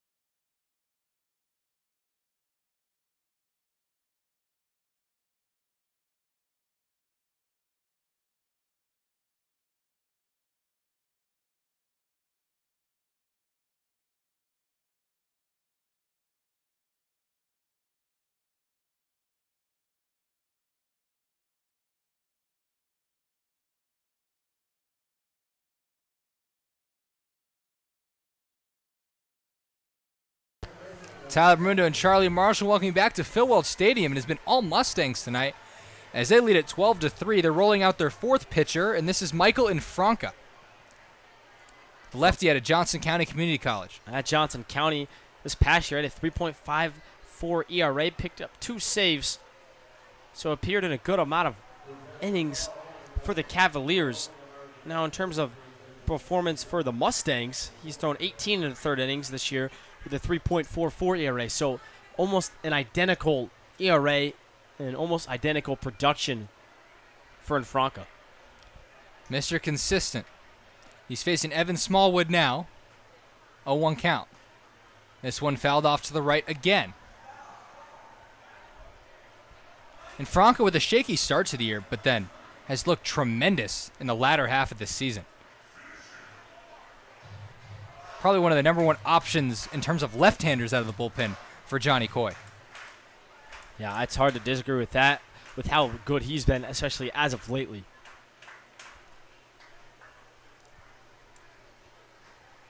Here's the 0-2. Pitch, little chin music to Evan Smallwood. He has not gotten out yet, was hit in the second and singled up the middle in the third. Camden Lutz, last inning, his only inning of work, 1 inning, 1 hit, and 1 strikeout. Breaking ball in the dirt, 2-2. Griffith coming in to catch in the middle of the game. I always thought it was weird anytime I would be put in the middle of the game to catch, because the rest of the team out there is fresh and you're coming in with a position that has so much to do with the game, especially defensively, and you're almost, not cold. This one hit pretty well to center field. Going back on it is Easton Bruce, and he makes the play. So a pretty deep fly out for Evan Smallwood and nothing to show for it. That'll bring up Laith Holiday. You're not cold, but you're not exactly, nice and stretched out like you typically would be in the 6th inning of a ball game. The other thing to that would be for the pitcher now. They did throw out a new pitcher, so it doesn't matter as much. But if you're a pitcher throwing to one catcher for 5 innings, and next thing you know, they bring in a new guy there, that can usually disrupt a pitcher's flow, no matter how good or bad they're doing. First pitch strike to Laith Holiday.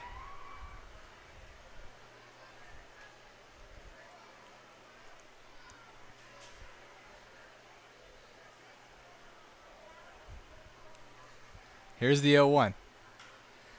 Laith Holiday going to dump this one out in front of Jackson Glick. So another single to right field for Holiday. He's 2 for 3 in the night. And he's done it twice. He likes to just poke the ball over there right in front of the right fielder. It was Freeman earlier in the game. This time it's Glick that he's just dropping it right in front of. You're almost tempted to bring in that right fielder until he's clear. It proves that he can go opposite field with power. So we're with Cole Bumgart, the taco hitter, who has not struck out yet, but is down in the count 0-1. He's 1 for 2 with an RBI. Not a bad debut for Bumgart. First time in the lineup for the Athletics this year.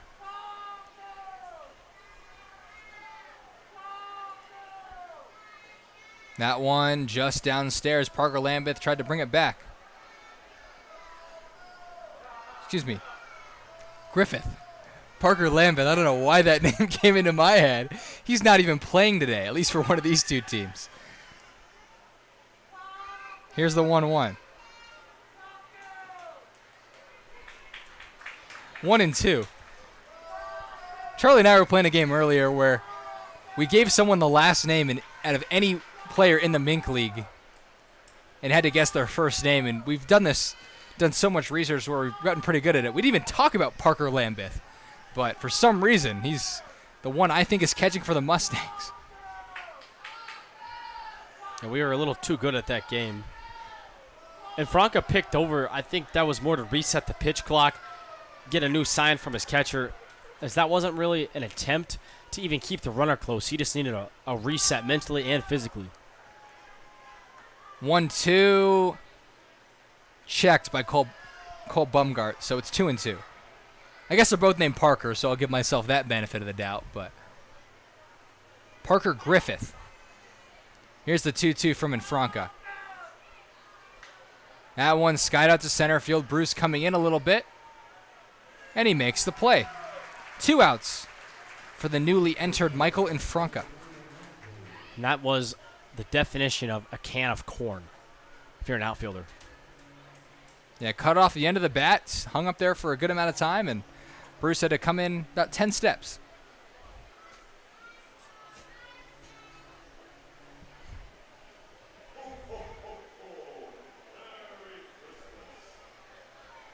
That's going to bring up Caden Lindsay. He is one for 2 with an RBI as well. Lath Holiday awaits at first. Good speed over there, but they're trailing by 9. First pitch from Infranca, breaking ball, misses upstairs.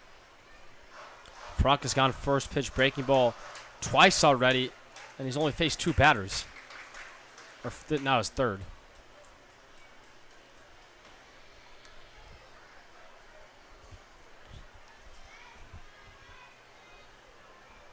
Two-0 count to Caden Lindsay.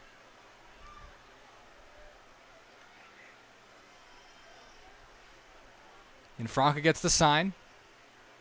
Kicks and deals. Good pitch. Might have taken a bit off of it and had Caden Lindsay out in front, 2-1.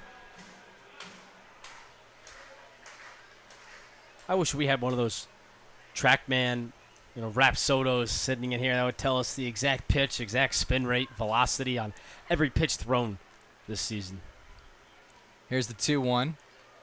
Fastball cuts back to the plate, 2-2. And Franca probably has pretty decent spin rate on that fastball. Gets very on top of it at a high 3/4 slot. Also has a bit of run to it as well.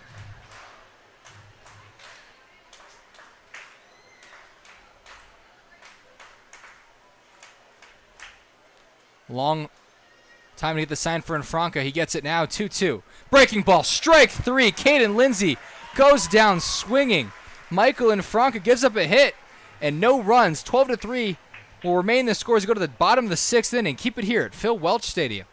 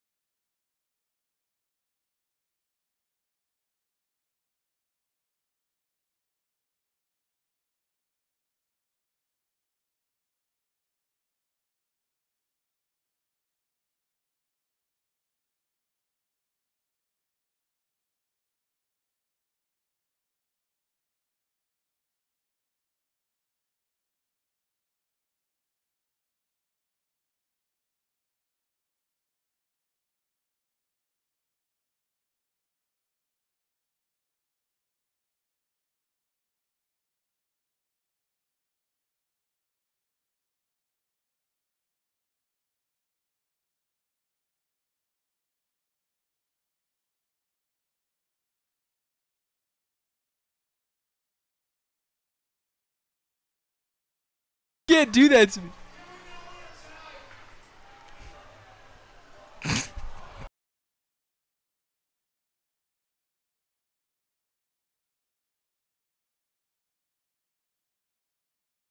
This free broadcast of tonight's game is brought to you by Caleb Wills and HLC Insurance, located here in St. Joseph.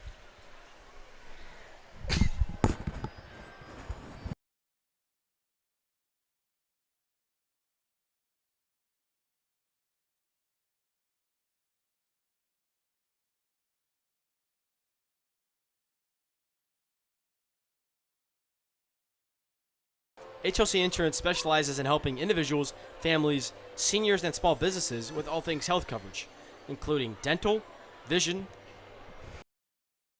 prescription drug coverage, and life insurance. To schedule a free consultation, call 816-273-4216 or visit hlcinsurance.com today.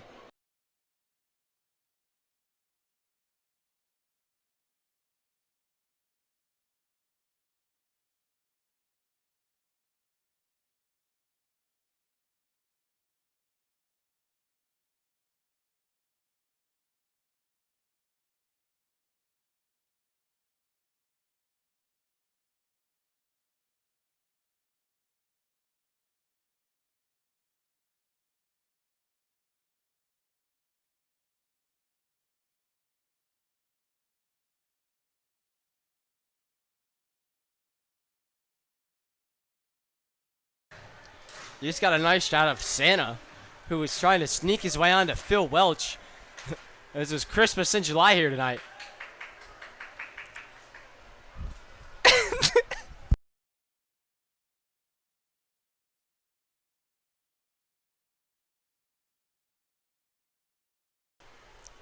Luke Spencer takes over the pitching duties for the A's. Carson Schrack, defensive replacement, pops this one out to left field, and Tyler Macon makes the play. So Schrack is retired on just 2 pitches, and that brings up Ike Book. Macon is making some plays out there in left field tonight. You're just about 3 innings late for that, Charlie, as I used that joke already.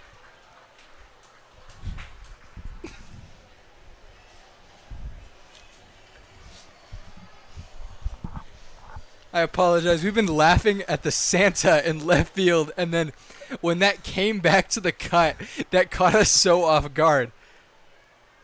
So it's a 1-0 count to Ike Book.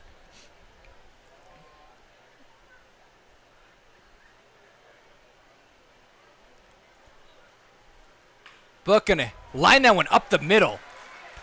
And that's good for Ike Book. He's a hitter for the Mustangs who started the year really hot. Got hurt. We all wondered when he was going to return because we knew his bat was missed from this Mustangs lineup, and then returned and wasn't the same hitter he was before his injury this year. And so you really want him to get going because he's a guy who they might stick in the lineup for the playoffs despite the lack of at-bats, just because of, he's a St. Joe native. He's played for the Mustangs before, and he has experience, of being a really talented player for this St. Joe team. That's going to bring up Jordan Black. Jose Calcano, his final line score, 1 hit, 2 strikeouts. He gave up a run on the home run and walked 1 guy. So better than most of the rest of the Clarinda A's, but not by much. Excuse me, he worked 2 innings, not 1.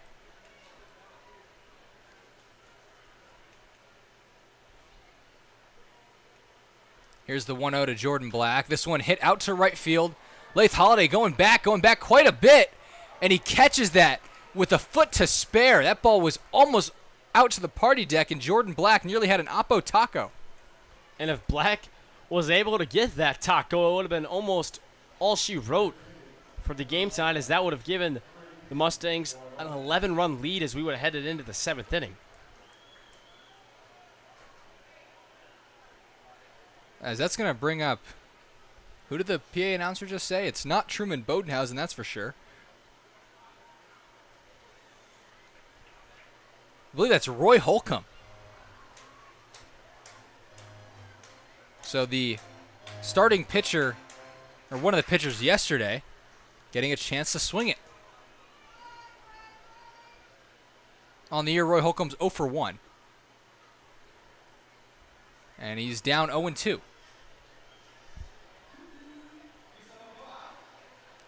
Wonder where Holcomb's going to play the field if he's sent out there. Well, Holcomb in high school, he went to St. Joe Central, was an all-conference infielder as well as a pitcher in 2018 and 19. So I played in the same conference as Holcomb, obviously a couple years later. But, in the Suburban Gold Conference, winning all-conference as an infielder, he hasn't swung it in a while as he's been pitching at Southern Indiana University, but definitely can. Well, he doesn't really swing it. He half swings it. Might have a chance to reach first. Umpire calls him out. Roy Holcomb thought he beat it out. You can't believe it.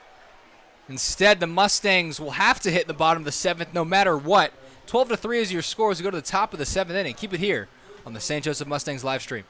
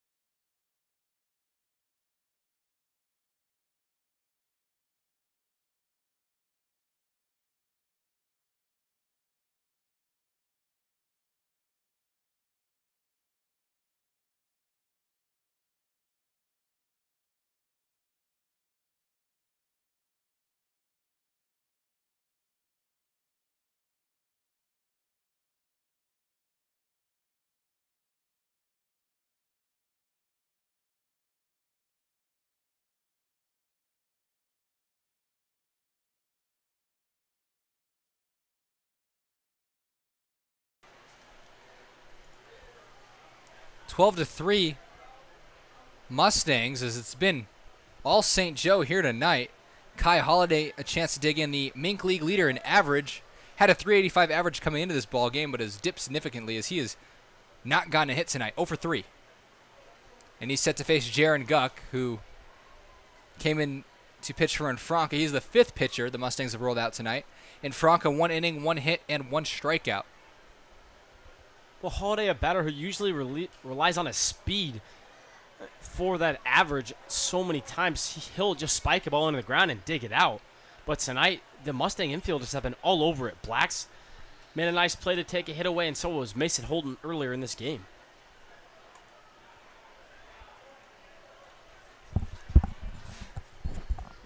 Here's the 1-1. Misses way outside. 2-1 to Kai Holiday.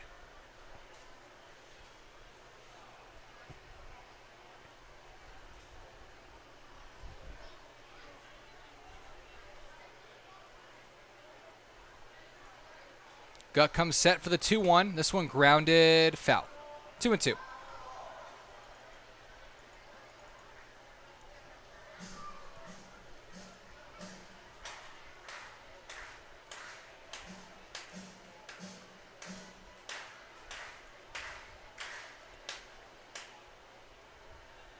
Here's the 2-2.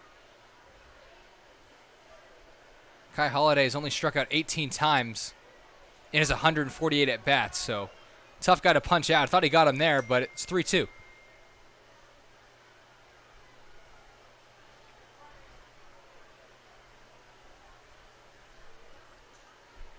Here's the next pitch to Kai Holiday.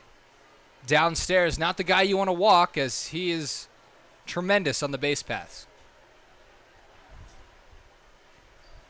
And Charlie, we got a final score update in the bottom right corner. What can you tell me? Well, the Mudcats finished their demolition of the Griffins. 10-1 was your final score in Nevada. And the Merchants and the Crop Dusters are still going at it in that high-scoring affair. And as we go to the standings, this is before the final score, but that means we have baseball tomorrow here at Phil Welch. They will be playing the Sedalia Bombers. Every team is locked in their seed except for the 4 and 5 seeds, as whoever wins that game will have home field advantage come their game Monday. Yeah, you can see Mustangs finished with the 1 seed, which was at one point in the year a race. About 2 weeks ago, we were heavily debating if Clarinda was going to overtake the Mustangs for the top spot in the Mink League. But the Mustangs finished out strong, and the A's kind of hit a bit of a skid as they lost 3 games in a row, all by 1 run. It was July 13th, 15th, and 16th, where they played back-to-back-to-back games, and they lost one to the Renegades, the Merchants. Joey Caruso swinging and missing. Guck threw the fastball by him. But yeah, 3 tough losses in a row, all by 1 run for a team that was, really hot, and that's kind of what cooled them off. Since then, they've won 3 of 4. But that's why the Mustangs were able to kind of cruise that first place, spot in the Mink when we weren't sure at some point maybe if it was going to be like that. And yeah, if they were able to win all 3 games, this game would be for the championship. But because they dropped at least 1, now this game really has no effect. The Renegades had a chance at the 2nd place spot with those 3 losses from the A's, but A's have now clinched that spot. So it'll be 1 Mustangs, 2 Clarinda, 3 Renegades, 4 and 5 is Sedalia or Chillicothe, and the 6th seed is going to be the Merchants. So all the matchups are set. It's going to be Sedalia versus Chillicothe, as we can show you on the playoff picture. It's going to be Sedalia versus Chillicothe. It's just a matter of who's going to be the 4, who's going to be the 5, and then Jefferson City is going to take on Carroll. And right now the Bombers and the Mudcats are tied. And so tomorrow's game is going to be a win for the Bombers means the game will be played in Sedalia versus the Mudcats. A win for the Mustangs tomorrow means the game will be played in Chillicothe. This one lined past Jordan Black, who leaves his feet. Kai Holiday going to come around to score. Frank Gall corrals it, makes a strong throw to second base, but it's not in time. So the Mustangs now will need 2 runs to mercy the A's if they want. I'm sure they want to. It's just a matter of if they can.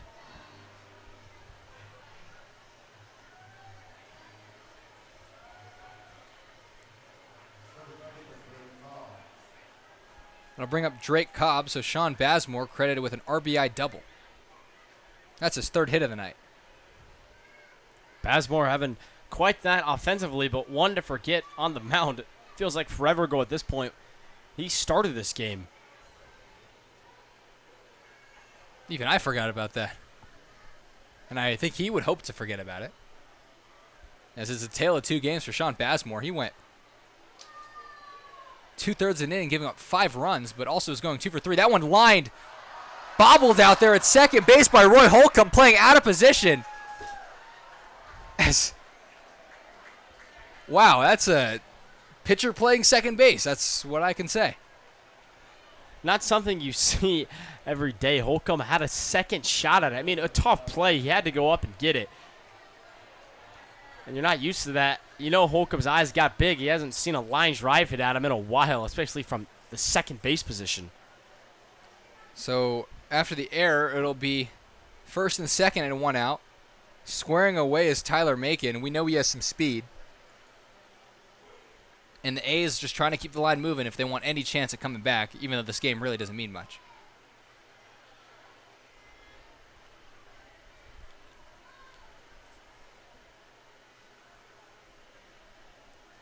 Here's Guck's 0-1. This one grounded past Schrack at short. A's are going to play station to stations. They have them loaded here.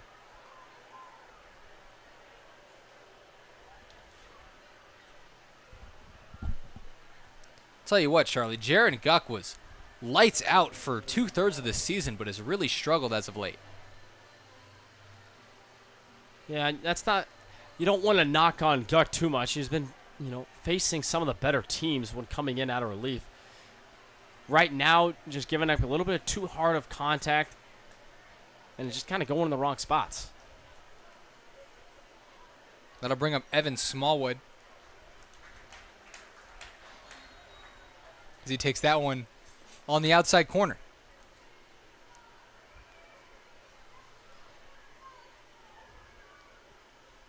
Guck's going to step off, so 0-1 count to Smallwood with the bases loaded. Sean Bazemore at second, Sean Bazemore at third, Tyler Macon at second.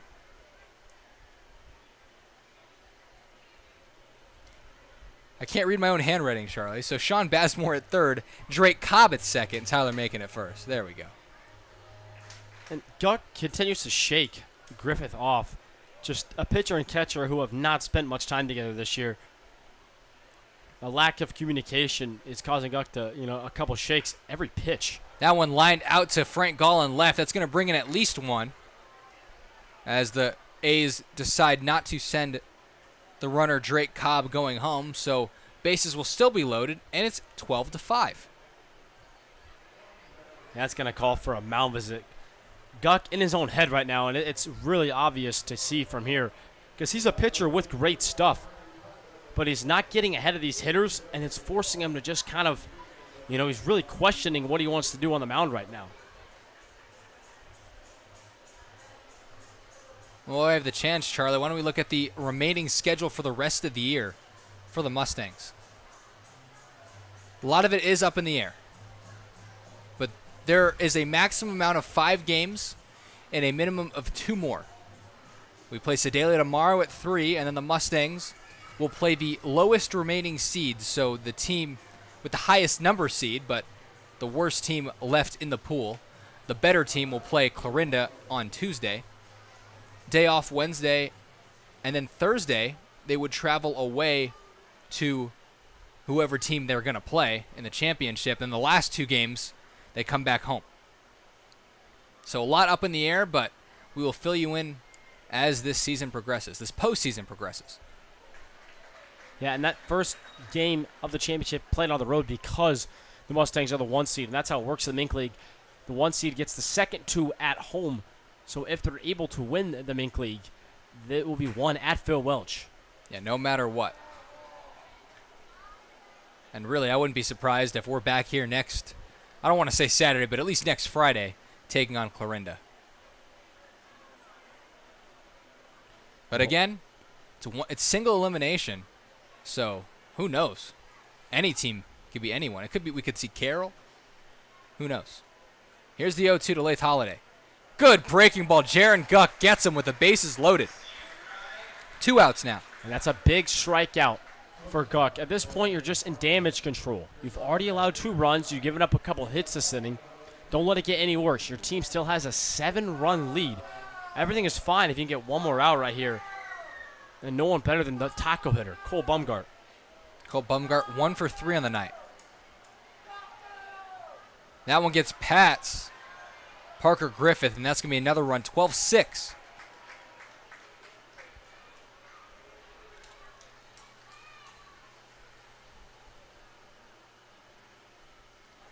Griffith and Guck are going to talk it over. Maybe a cross-up right there. Well, just more miscommunication, whether a cross-up or not. They're not on the same page this inning, and it's affecting both of them negatively.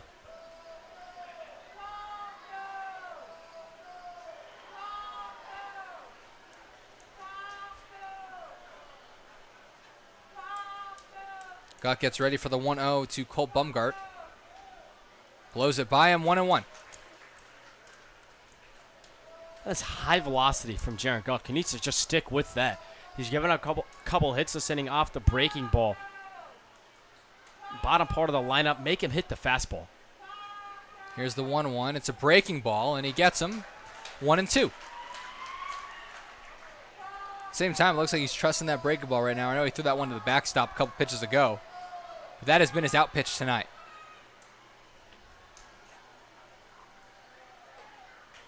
Fastball upstairs, 2-2.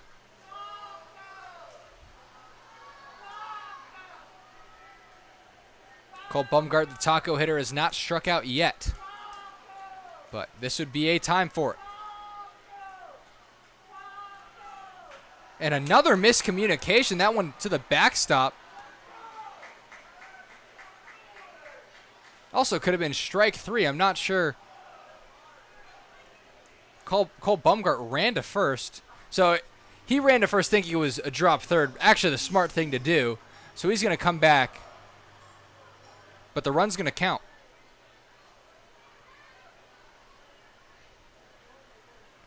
Well, now there's no runner on second base. So the miscommunication needs to come to an end. I don't understand how it can go on for an entire inning. It should take one mound visit, one discussion to be on the same page. And Griffith and Guck are they're just refusing to become agreeants. So the Clarinda has striken for 4, cutting the lead to 5. Here's a 3-2. Fastball swung on and missed, so Guck limits any farther damage, but for once was a game that saw the potential of a mercy rule. Now we'll have to wait.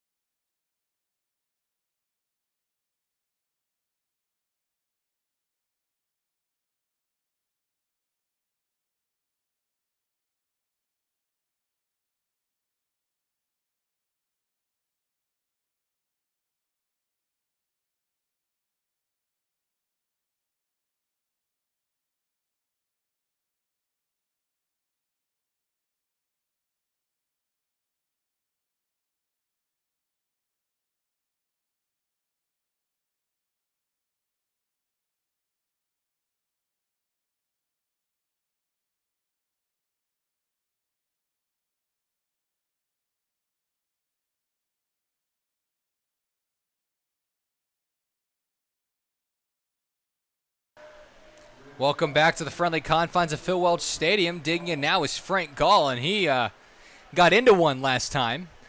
Drove a ball over the party deck for a solo shot, and he's set to face the newly entered Xavier Vargas. Tell me more about Vargas.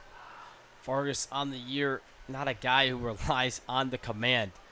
He has 8 or 9 walks in 10 innings and only 11 strikeouts. So more strikeouts than walks, but still an uncomfortable amount of walks. He pitched at Phil Welch the last time the A's were here, and he did good in that outing. He threw just 1 inning. He shut the door with a 9-4 win over the Mustangs. Had 1 walk and 1 strikeout. He showcased a good changeup there. Let's see what he goes to. Here he throws another changeup. Swinging bunt, but going to go foul. The last time Vargas was here, his ERA was over 12, and now it's down to 6.9. So he's been pitching well as of late. And much like the Mustang, Clarinda trying out a bunch of different pitchers just to see who they may have for the playoffs.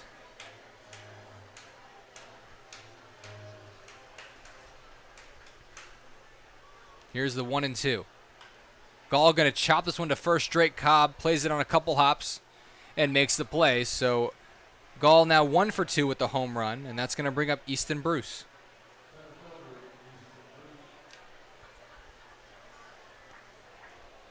And if Vargas is in the zone, he's a really effective pitcher.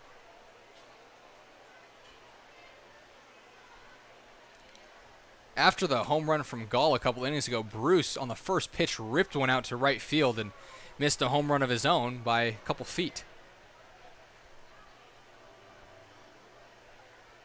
And if Vargas is able to give the A's a clean inning right here, it kind of opens the door a little bit, makes this a little bit more of a ball game. As for the most part tonight, it's been all Mustangs. But after a 4 spot in the top of the 7th,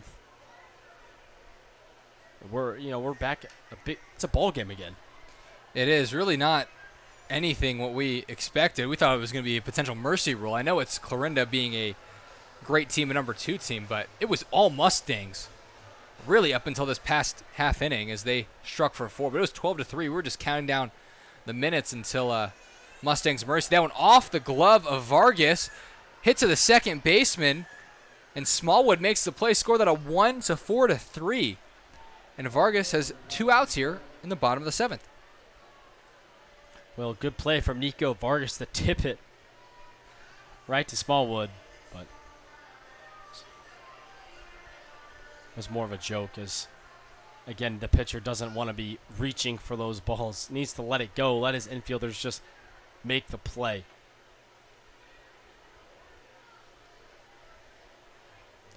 Let's bring up Jackson Glick. He's 0 for 1 on the night. He grounded out to the pitcher his first time. On the outside corner, 0-2. Xavier Vargas looking very good to start the 7th.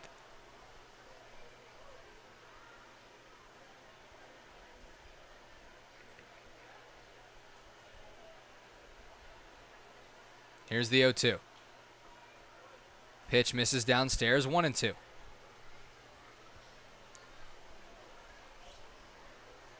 The Mustangs have used all of their bench players, so if anyone were to make any changes, it would be from a pitcher. They've used all of their typical bench guys, so they don't have any extra bats, no extra fielders. They just have POs. Here's the 2-2. This one grounded up the middle by Glick. Pass, Cole Bumgart. So a 2-out single for Jackson Glick.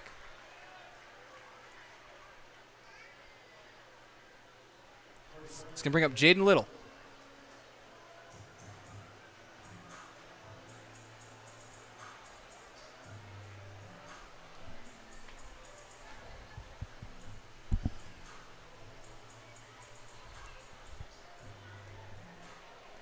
Little came into the ballgame in the 5th as a defensive replacement, and he walked. Well, the 4 spot in the Mustangs lineup tonight is loving the free pass. 3 of 4 plate appearances combined from Jeter Mose and Jaden Little have resulted in either a walk or hit by pitch. You could also make the argument the entire Mustangs lineup is loving the free pass, as there has been 8 of them. We have a balk. So Getting deja vu here. 4 balks in 2 days. The total continues to rise. Yeah, we've had probably 7 balks, but 4 of them coming in the last 30 hours. Jaden Little down 0-2 to Xavier Vargas.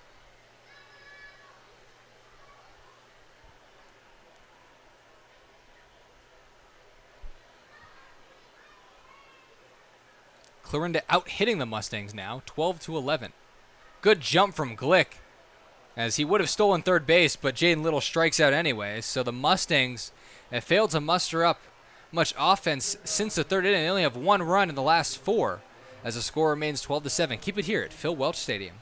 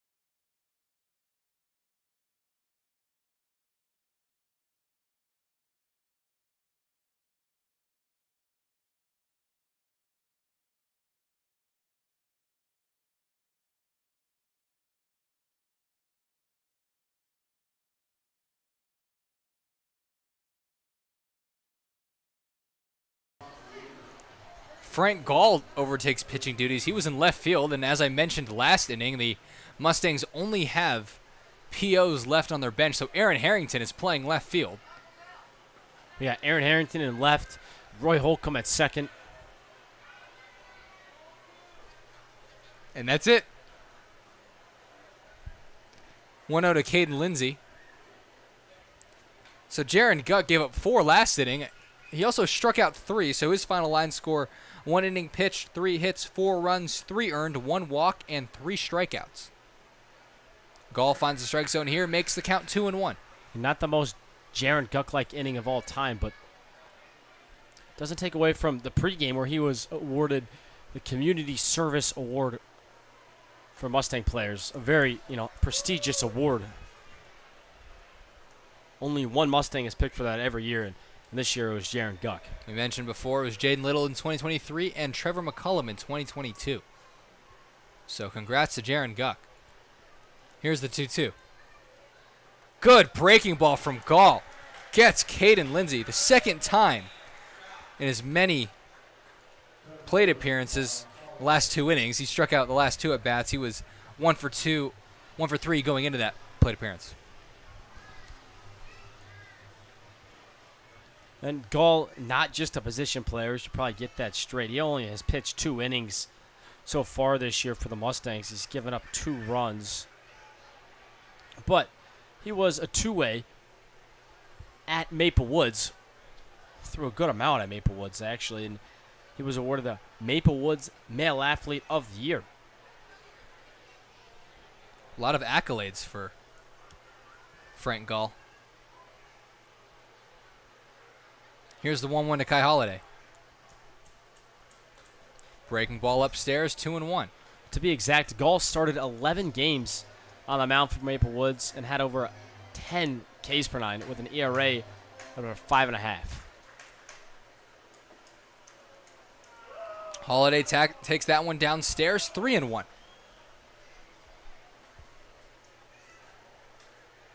Gall, a smaller guy, 5'11", 170.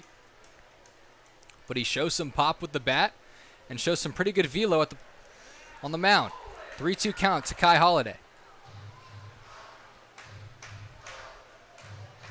Holiday already not having his best game. And now in danger of going down via the punch out. This one grounded out to Carson Schrack at short. Couple shuffles, and Kai Holiday, the Mink League leader in average, is 0 for 4 tonight. That'll bring up Joey Caruso.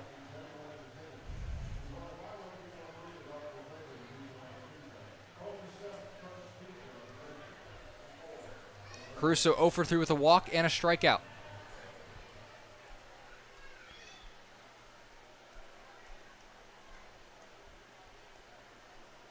Here's Gall's first pitch, breaking ball just outside.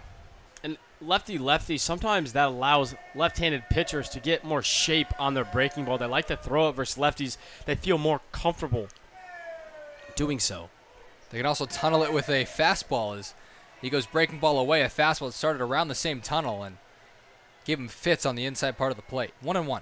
Well, Caruso all year really has struggled against left-handed pitching. The average is almost up to 300, and that's because he's pretty dominant when there's a righty on the mound. But he just never sees any pitch out of a left-hander's hand very well. I wish we had the splits between righty and lefty, because if his average is 300 with the swings we've seen him take against lefties, I'd assume he's hitting almost 400 against righties.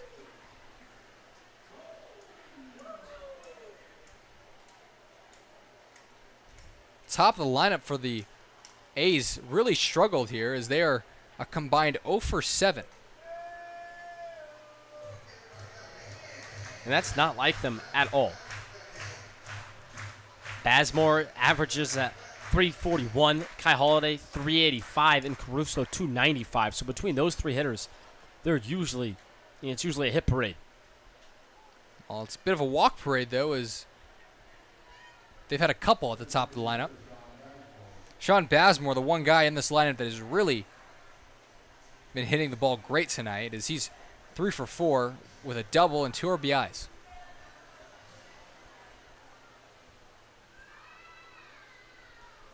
Bazemore has logged the most games played, most at bats, a lot of mosts on this team. Most RBIs. He has so many more at-bats than anyone else. He has 176 at-bats. Second place is Joey Caruso with 156. So 20 less at-bats than Bazemore. I'd expect Bazemore to be the Mink League leader in at-bats. I don't see anyone who starts every game like that. Here's the 0-2. This one lined out to center field. Bruce not going to make the play, so it'll be first and second. And maybe a 2-out rally for the Clarinda A's.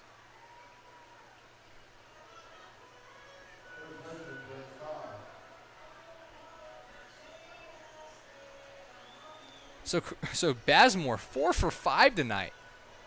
And normally you would say that's a net positive for a night, but he also gave up 5 runs on the mound in the first inning. And it's crazy how a 4-hit night results in probably a negative WAR. Yeah, I think he's got to be pretty even, though. He's safe to say he's erased the miserable start on the mound with the 4 hits and the great offensive production. And Bazemore usually known for his offense, not a guy who's pitched a ton for the A's this year. Although we mentioned earlier he was pitching pretty solid going into this outing. It's a 1-1 count now. It's a Drake Cobb. Cobb has half of the Clarinda A's home runs. He has 2.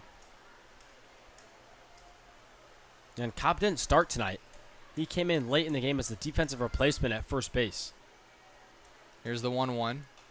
Cobb with a big hack, but just fouls that one back.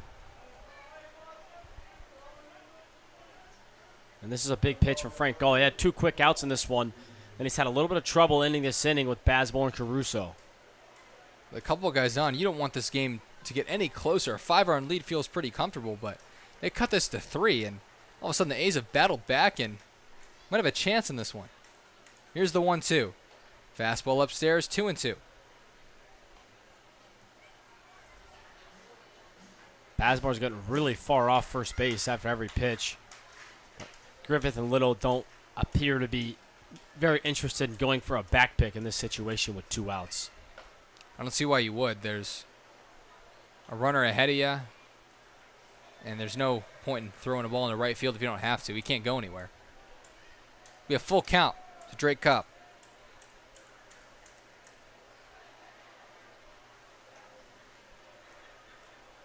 Here's the pitch from Gall. Both runners go, and Hound fouled back. Really, any ball in the gap will score Sean Bazemore from first. He's also a speedy guy in his own right.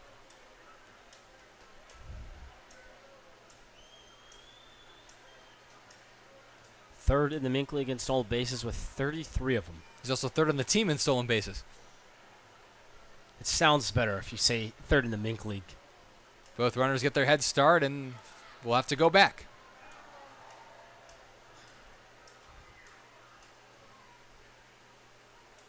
So Gall looked like he was making short work this inning. Struck out Caden Lindsay, and then got Kai Holliday to ground out. But then Caruso worked a walk, and Bazemore with a single up the middle.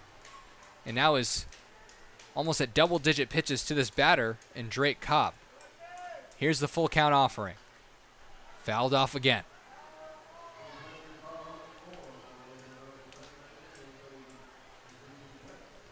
Sometimes, as the pitcher here, you need to take a bit of a walk. Just a deep breath and kind of reset.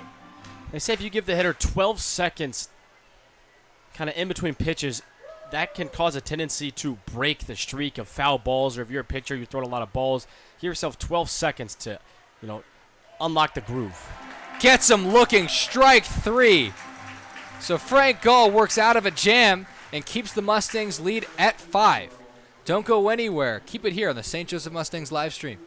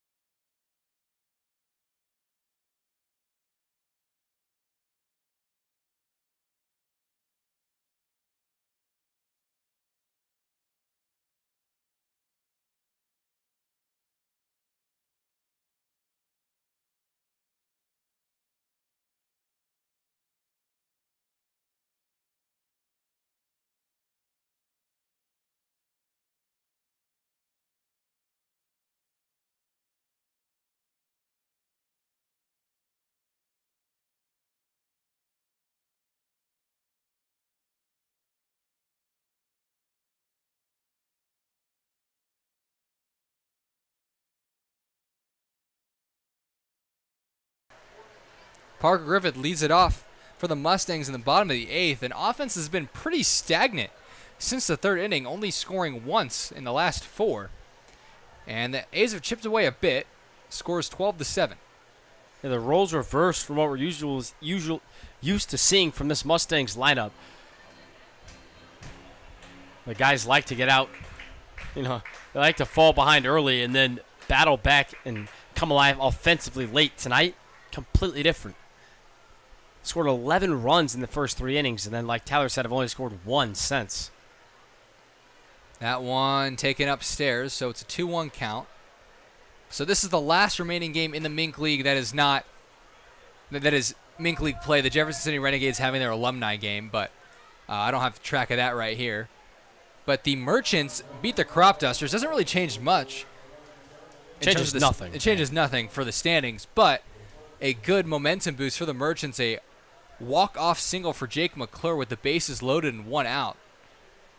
So maybe the Merchants could be a sleeper team and could knock off the Renegades. Yeah, and the Merchants haven't had that great of a year, but McClure has been one of the best hitters in the Mink League all year long. Here's the 3-2 to Parker Griffith, as that one's fouled back.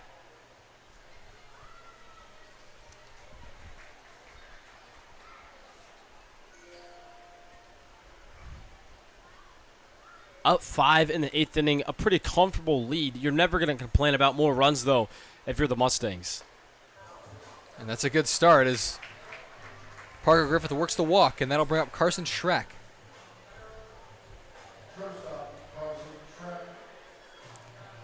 Now, Charlie, this begs the question. You have 3 potential teams you'll see in the first round of the playoffs. The Renegades not one of them because they're the highest remaining seed. So who would you want to play if you're the Mustangs? Sedalia, Chillicothe, or Carroll? Well, if you're to, it feels like an easy question to answer. I'm going to take the team that the Mustangs have yet to lose to this year. They've struggled with Carroll all year long, and they just recently dropped one to Chillicothe. So I would rather play the Bombers.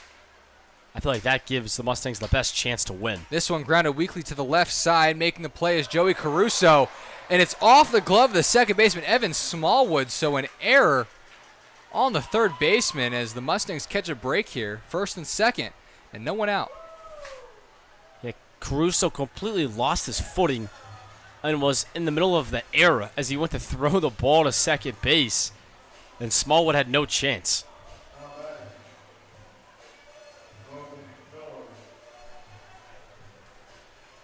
So Logan Miller checks into the ball game. He's a guy I guess we forgot about when going through the roster. Hasn't played in a long time, but he's most famous for his defensive prowess in center field and that walk-off against Chillicothe over a month ago.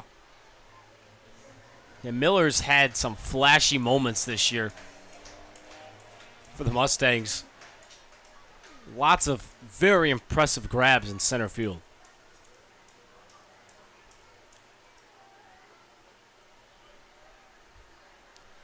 I wonder if that's Easton Bruce out in left and Logan Miller moved to center because Frank Gall came in to pitch. That negated the DH rule.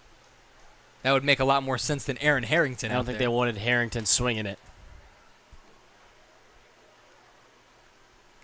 3-0 now to Logan Miller, so he hasn't had an at-bat in a while, but is ahead in the count 3-0 with a couple of guys in scoring position.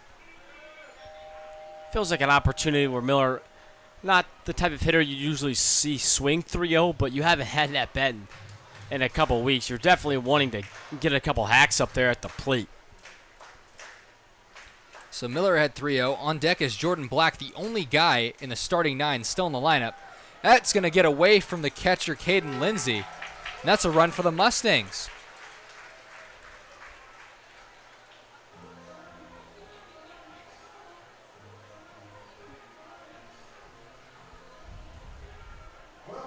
So Jordan Black gets a chance as he is 1 for 4, but does have a 2-run double. And that double is crushed to left center. Little mound visit here. After a wild pitch, a lot of times you'll see, coaches go out there and talk to the pitcher, make sure everything's all right. It's not that common to see pitchers miss that bad in college. 2 in a row as well.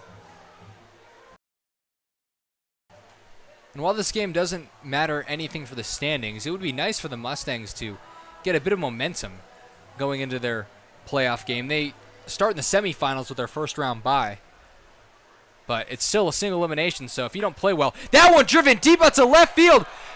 Looking up is Tyler Macon, and Jordan Black with a 3-run Jimmy Jack. Goodbye, shalom, and sayonara. Jordan Black, his first of the year. Yeah, turned on and crushed over 2 walls and left field. I thought Frank Galls was a no-doubter. That thing had no afterthoughts. So the Mustangs were 1 run away from mercying Clarinda. Give up 4, but they get 4 right back here in the 8th, and now we're just 1 run away from ending this ball game. Man, it's about time for Jordan Black. We've been waiting for that all season. We know he has the capability, and he showed off more than home run power right there. He got absolutely every stitch of that baseball with that swing. He sure did. Now, if this guy can go yard, Roy Holcomb, I think I might go even more nuts. If Holcomb was to hit a home run right here, it would be a walk-off. What a moment for your one of your best starting pitchers. He's 0 for 2 on the season at the plate. Holcomb tried to do it, swung right through it.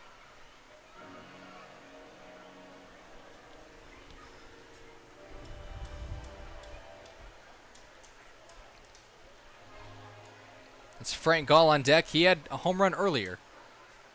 Holcomb takes that one downstairs, 2-2. Still no outs in the inning here, which is feels like it's been a long one. We've only seen 4 batters come to the plate. Holcomb fouls that one off to the left.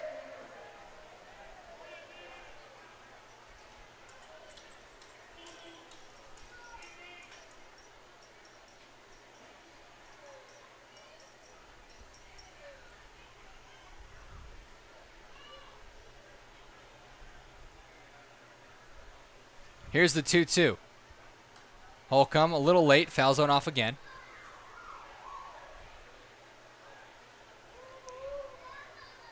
So with Holcomb and a couple other subs, it's 4 lefties in a row for the Mustangs.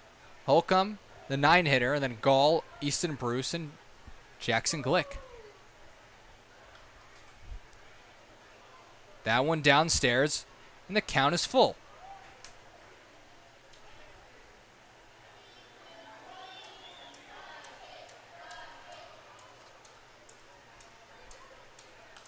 Holcomb, another foul ball, so one of the ace pitchers for the Mustangs really fighting here at the plate.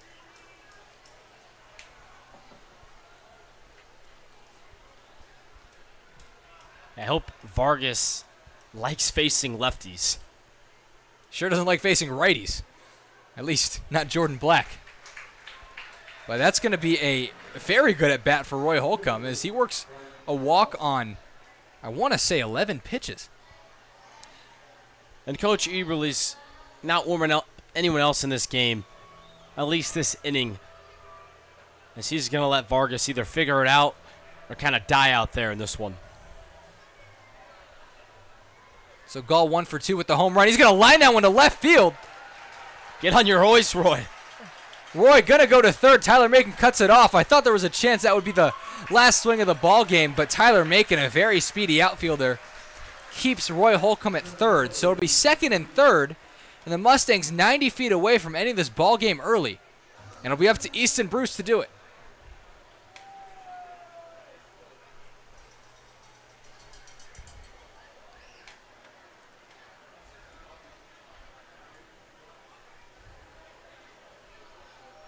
We've already seen 1 home run this inning. It just feels fitting for Bruce to just really cap off this wild explosion of offense.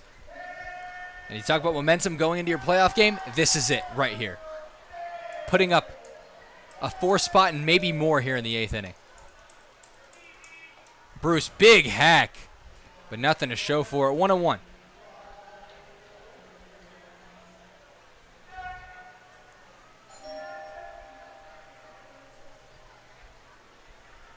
Here's the 1-1. Infield is in for Clarinda, trying to keep this Mercy out of reach as they have the infield in.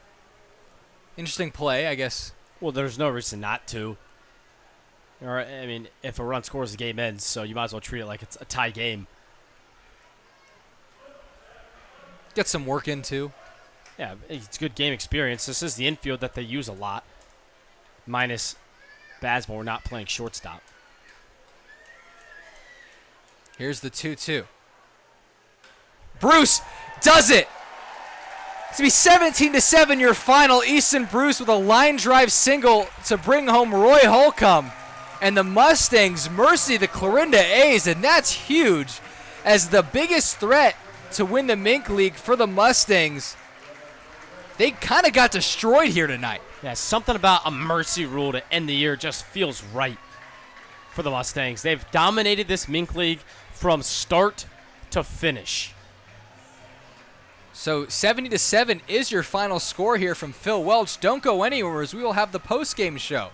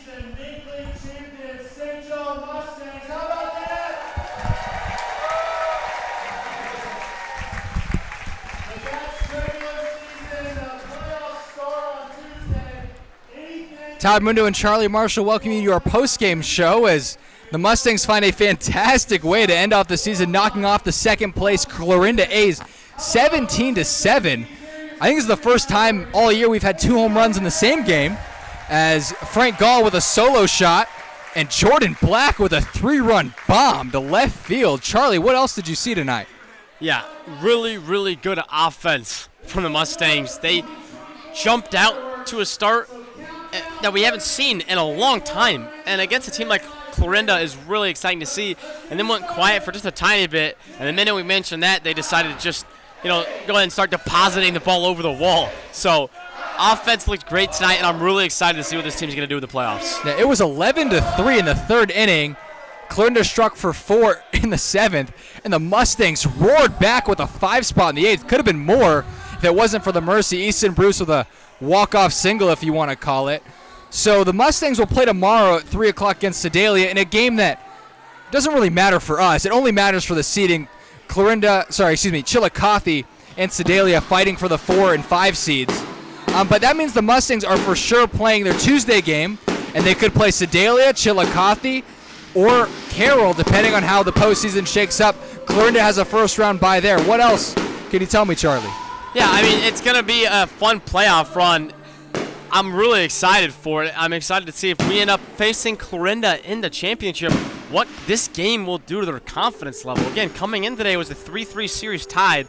It had been really good games every game except for that first one.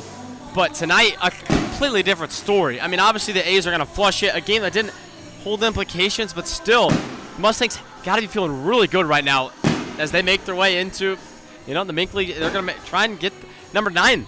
And potentially, when you have your potential championship preview, to beat a team 17-7, I mean, that bodes tons of confidence, even if you do get to that game. Well, the last time we saw these teams play at Phil Welch, the A's were the one who kind of looked dominant. They jumped out to that early start, home runs in the first inning, and caught us all way off guard.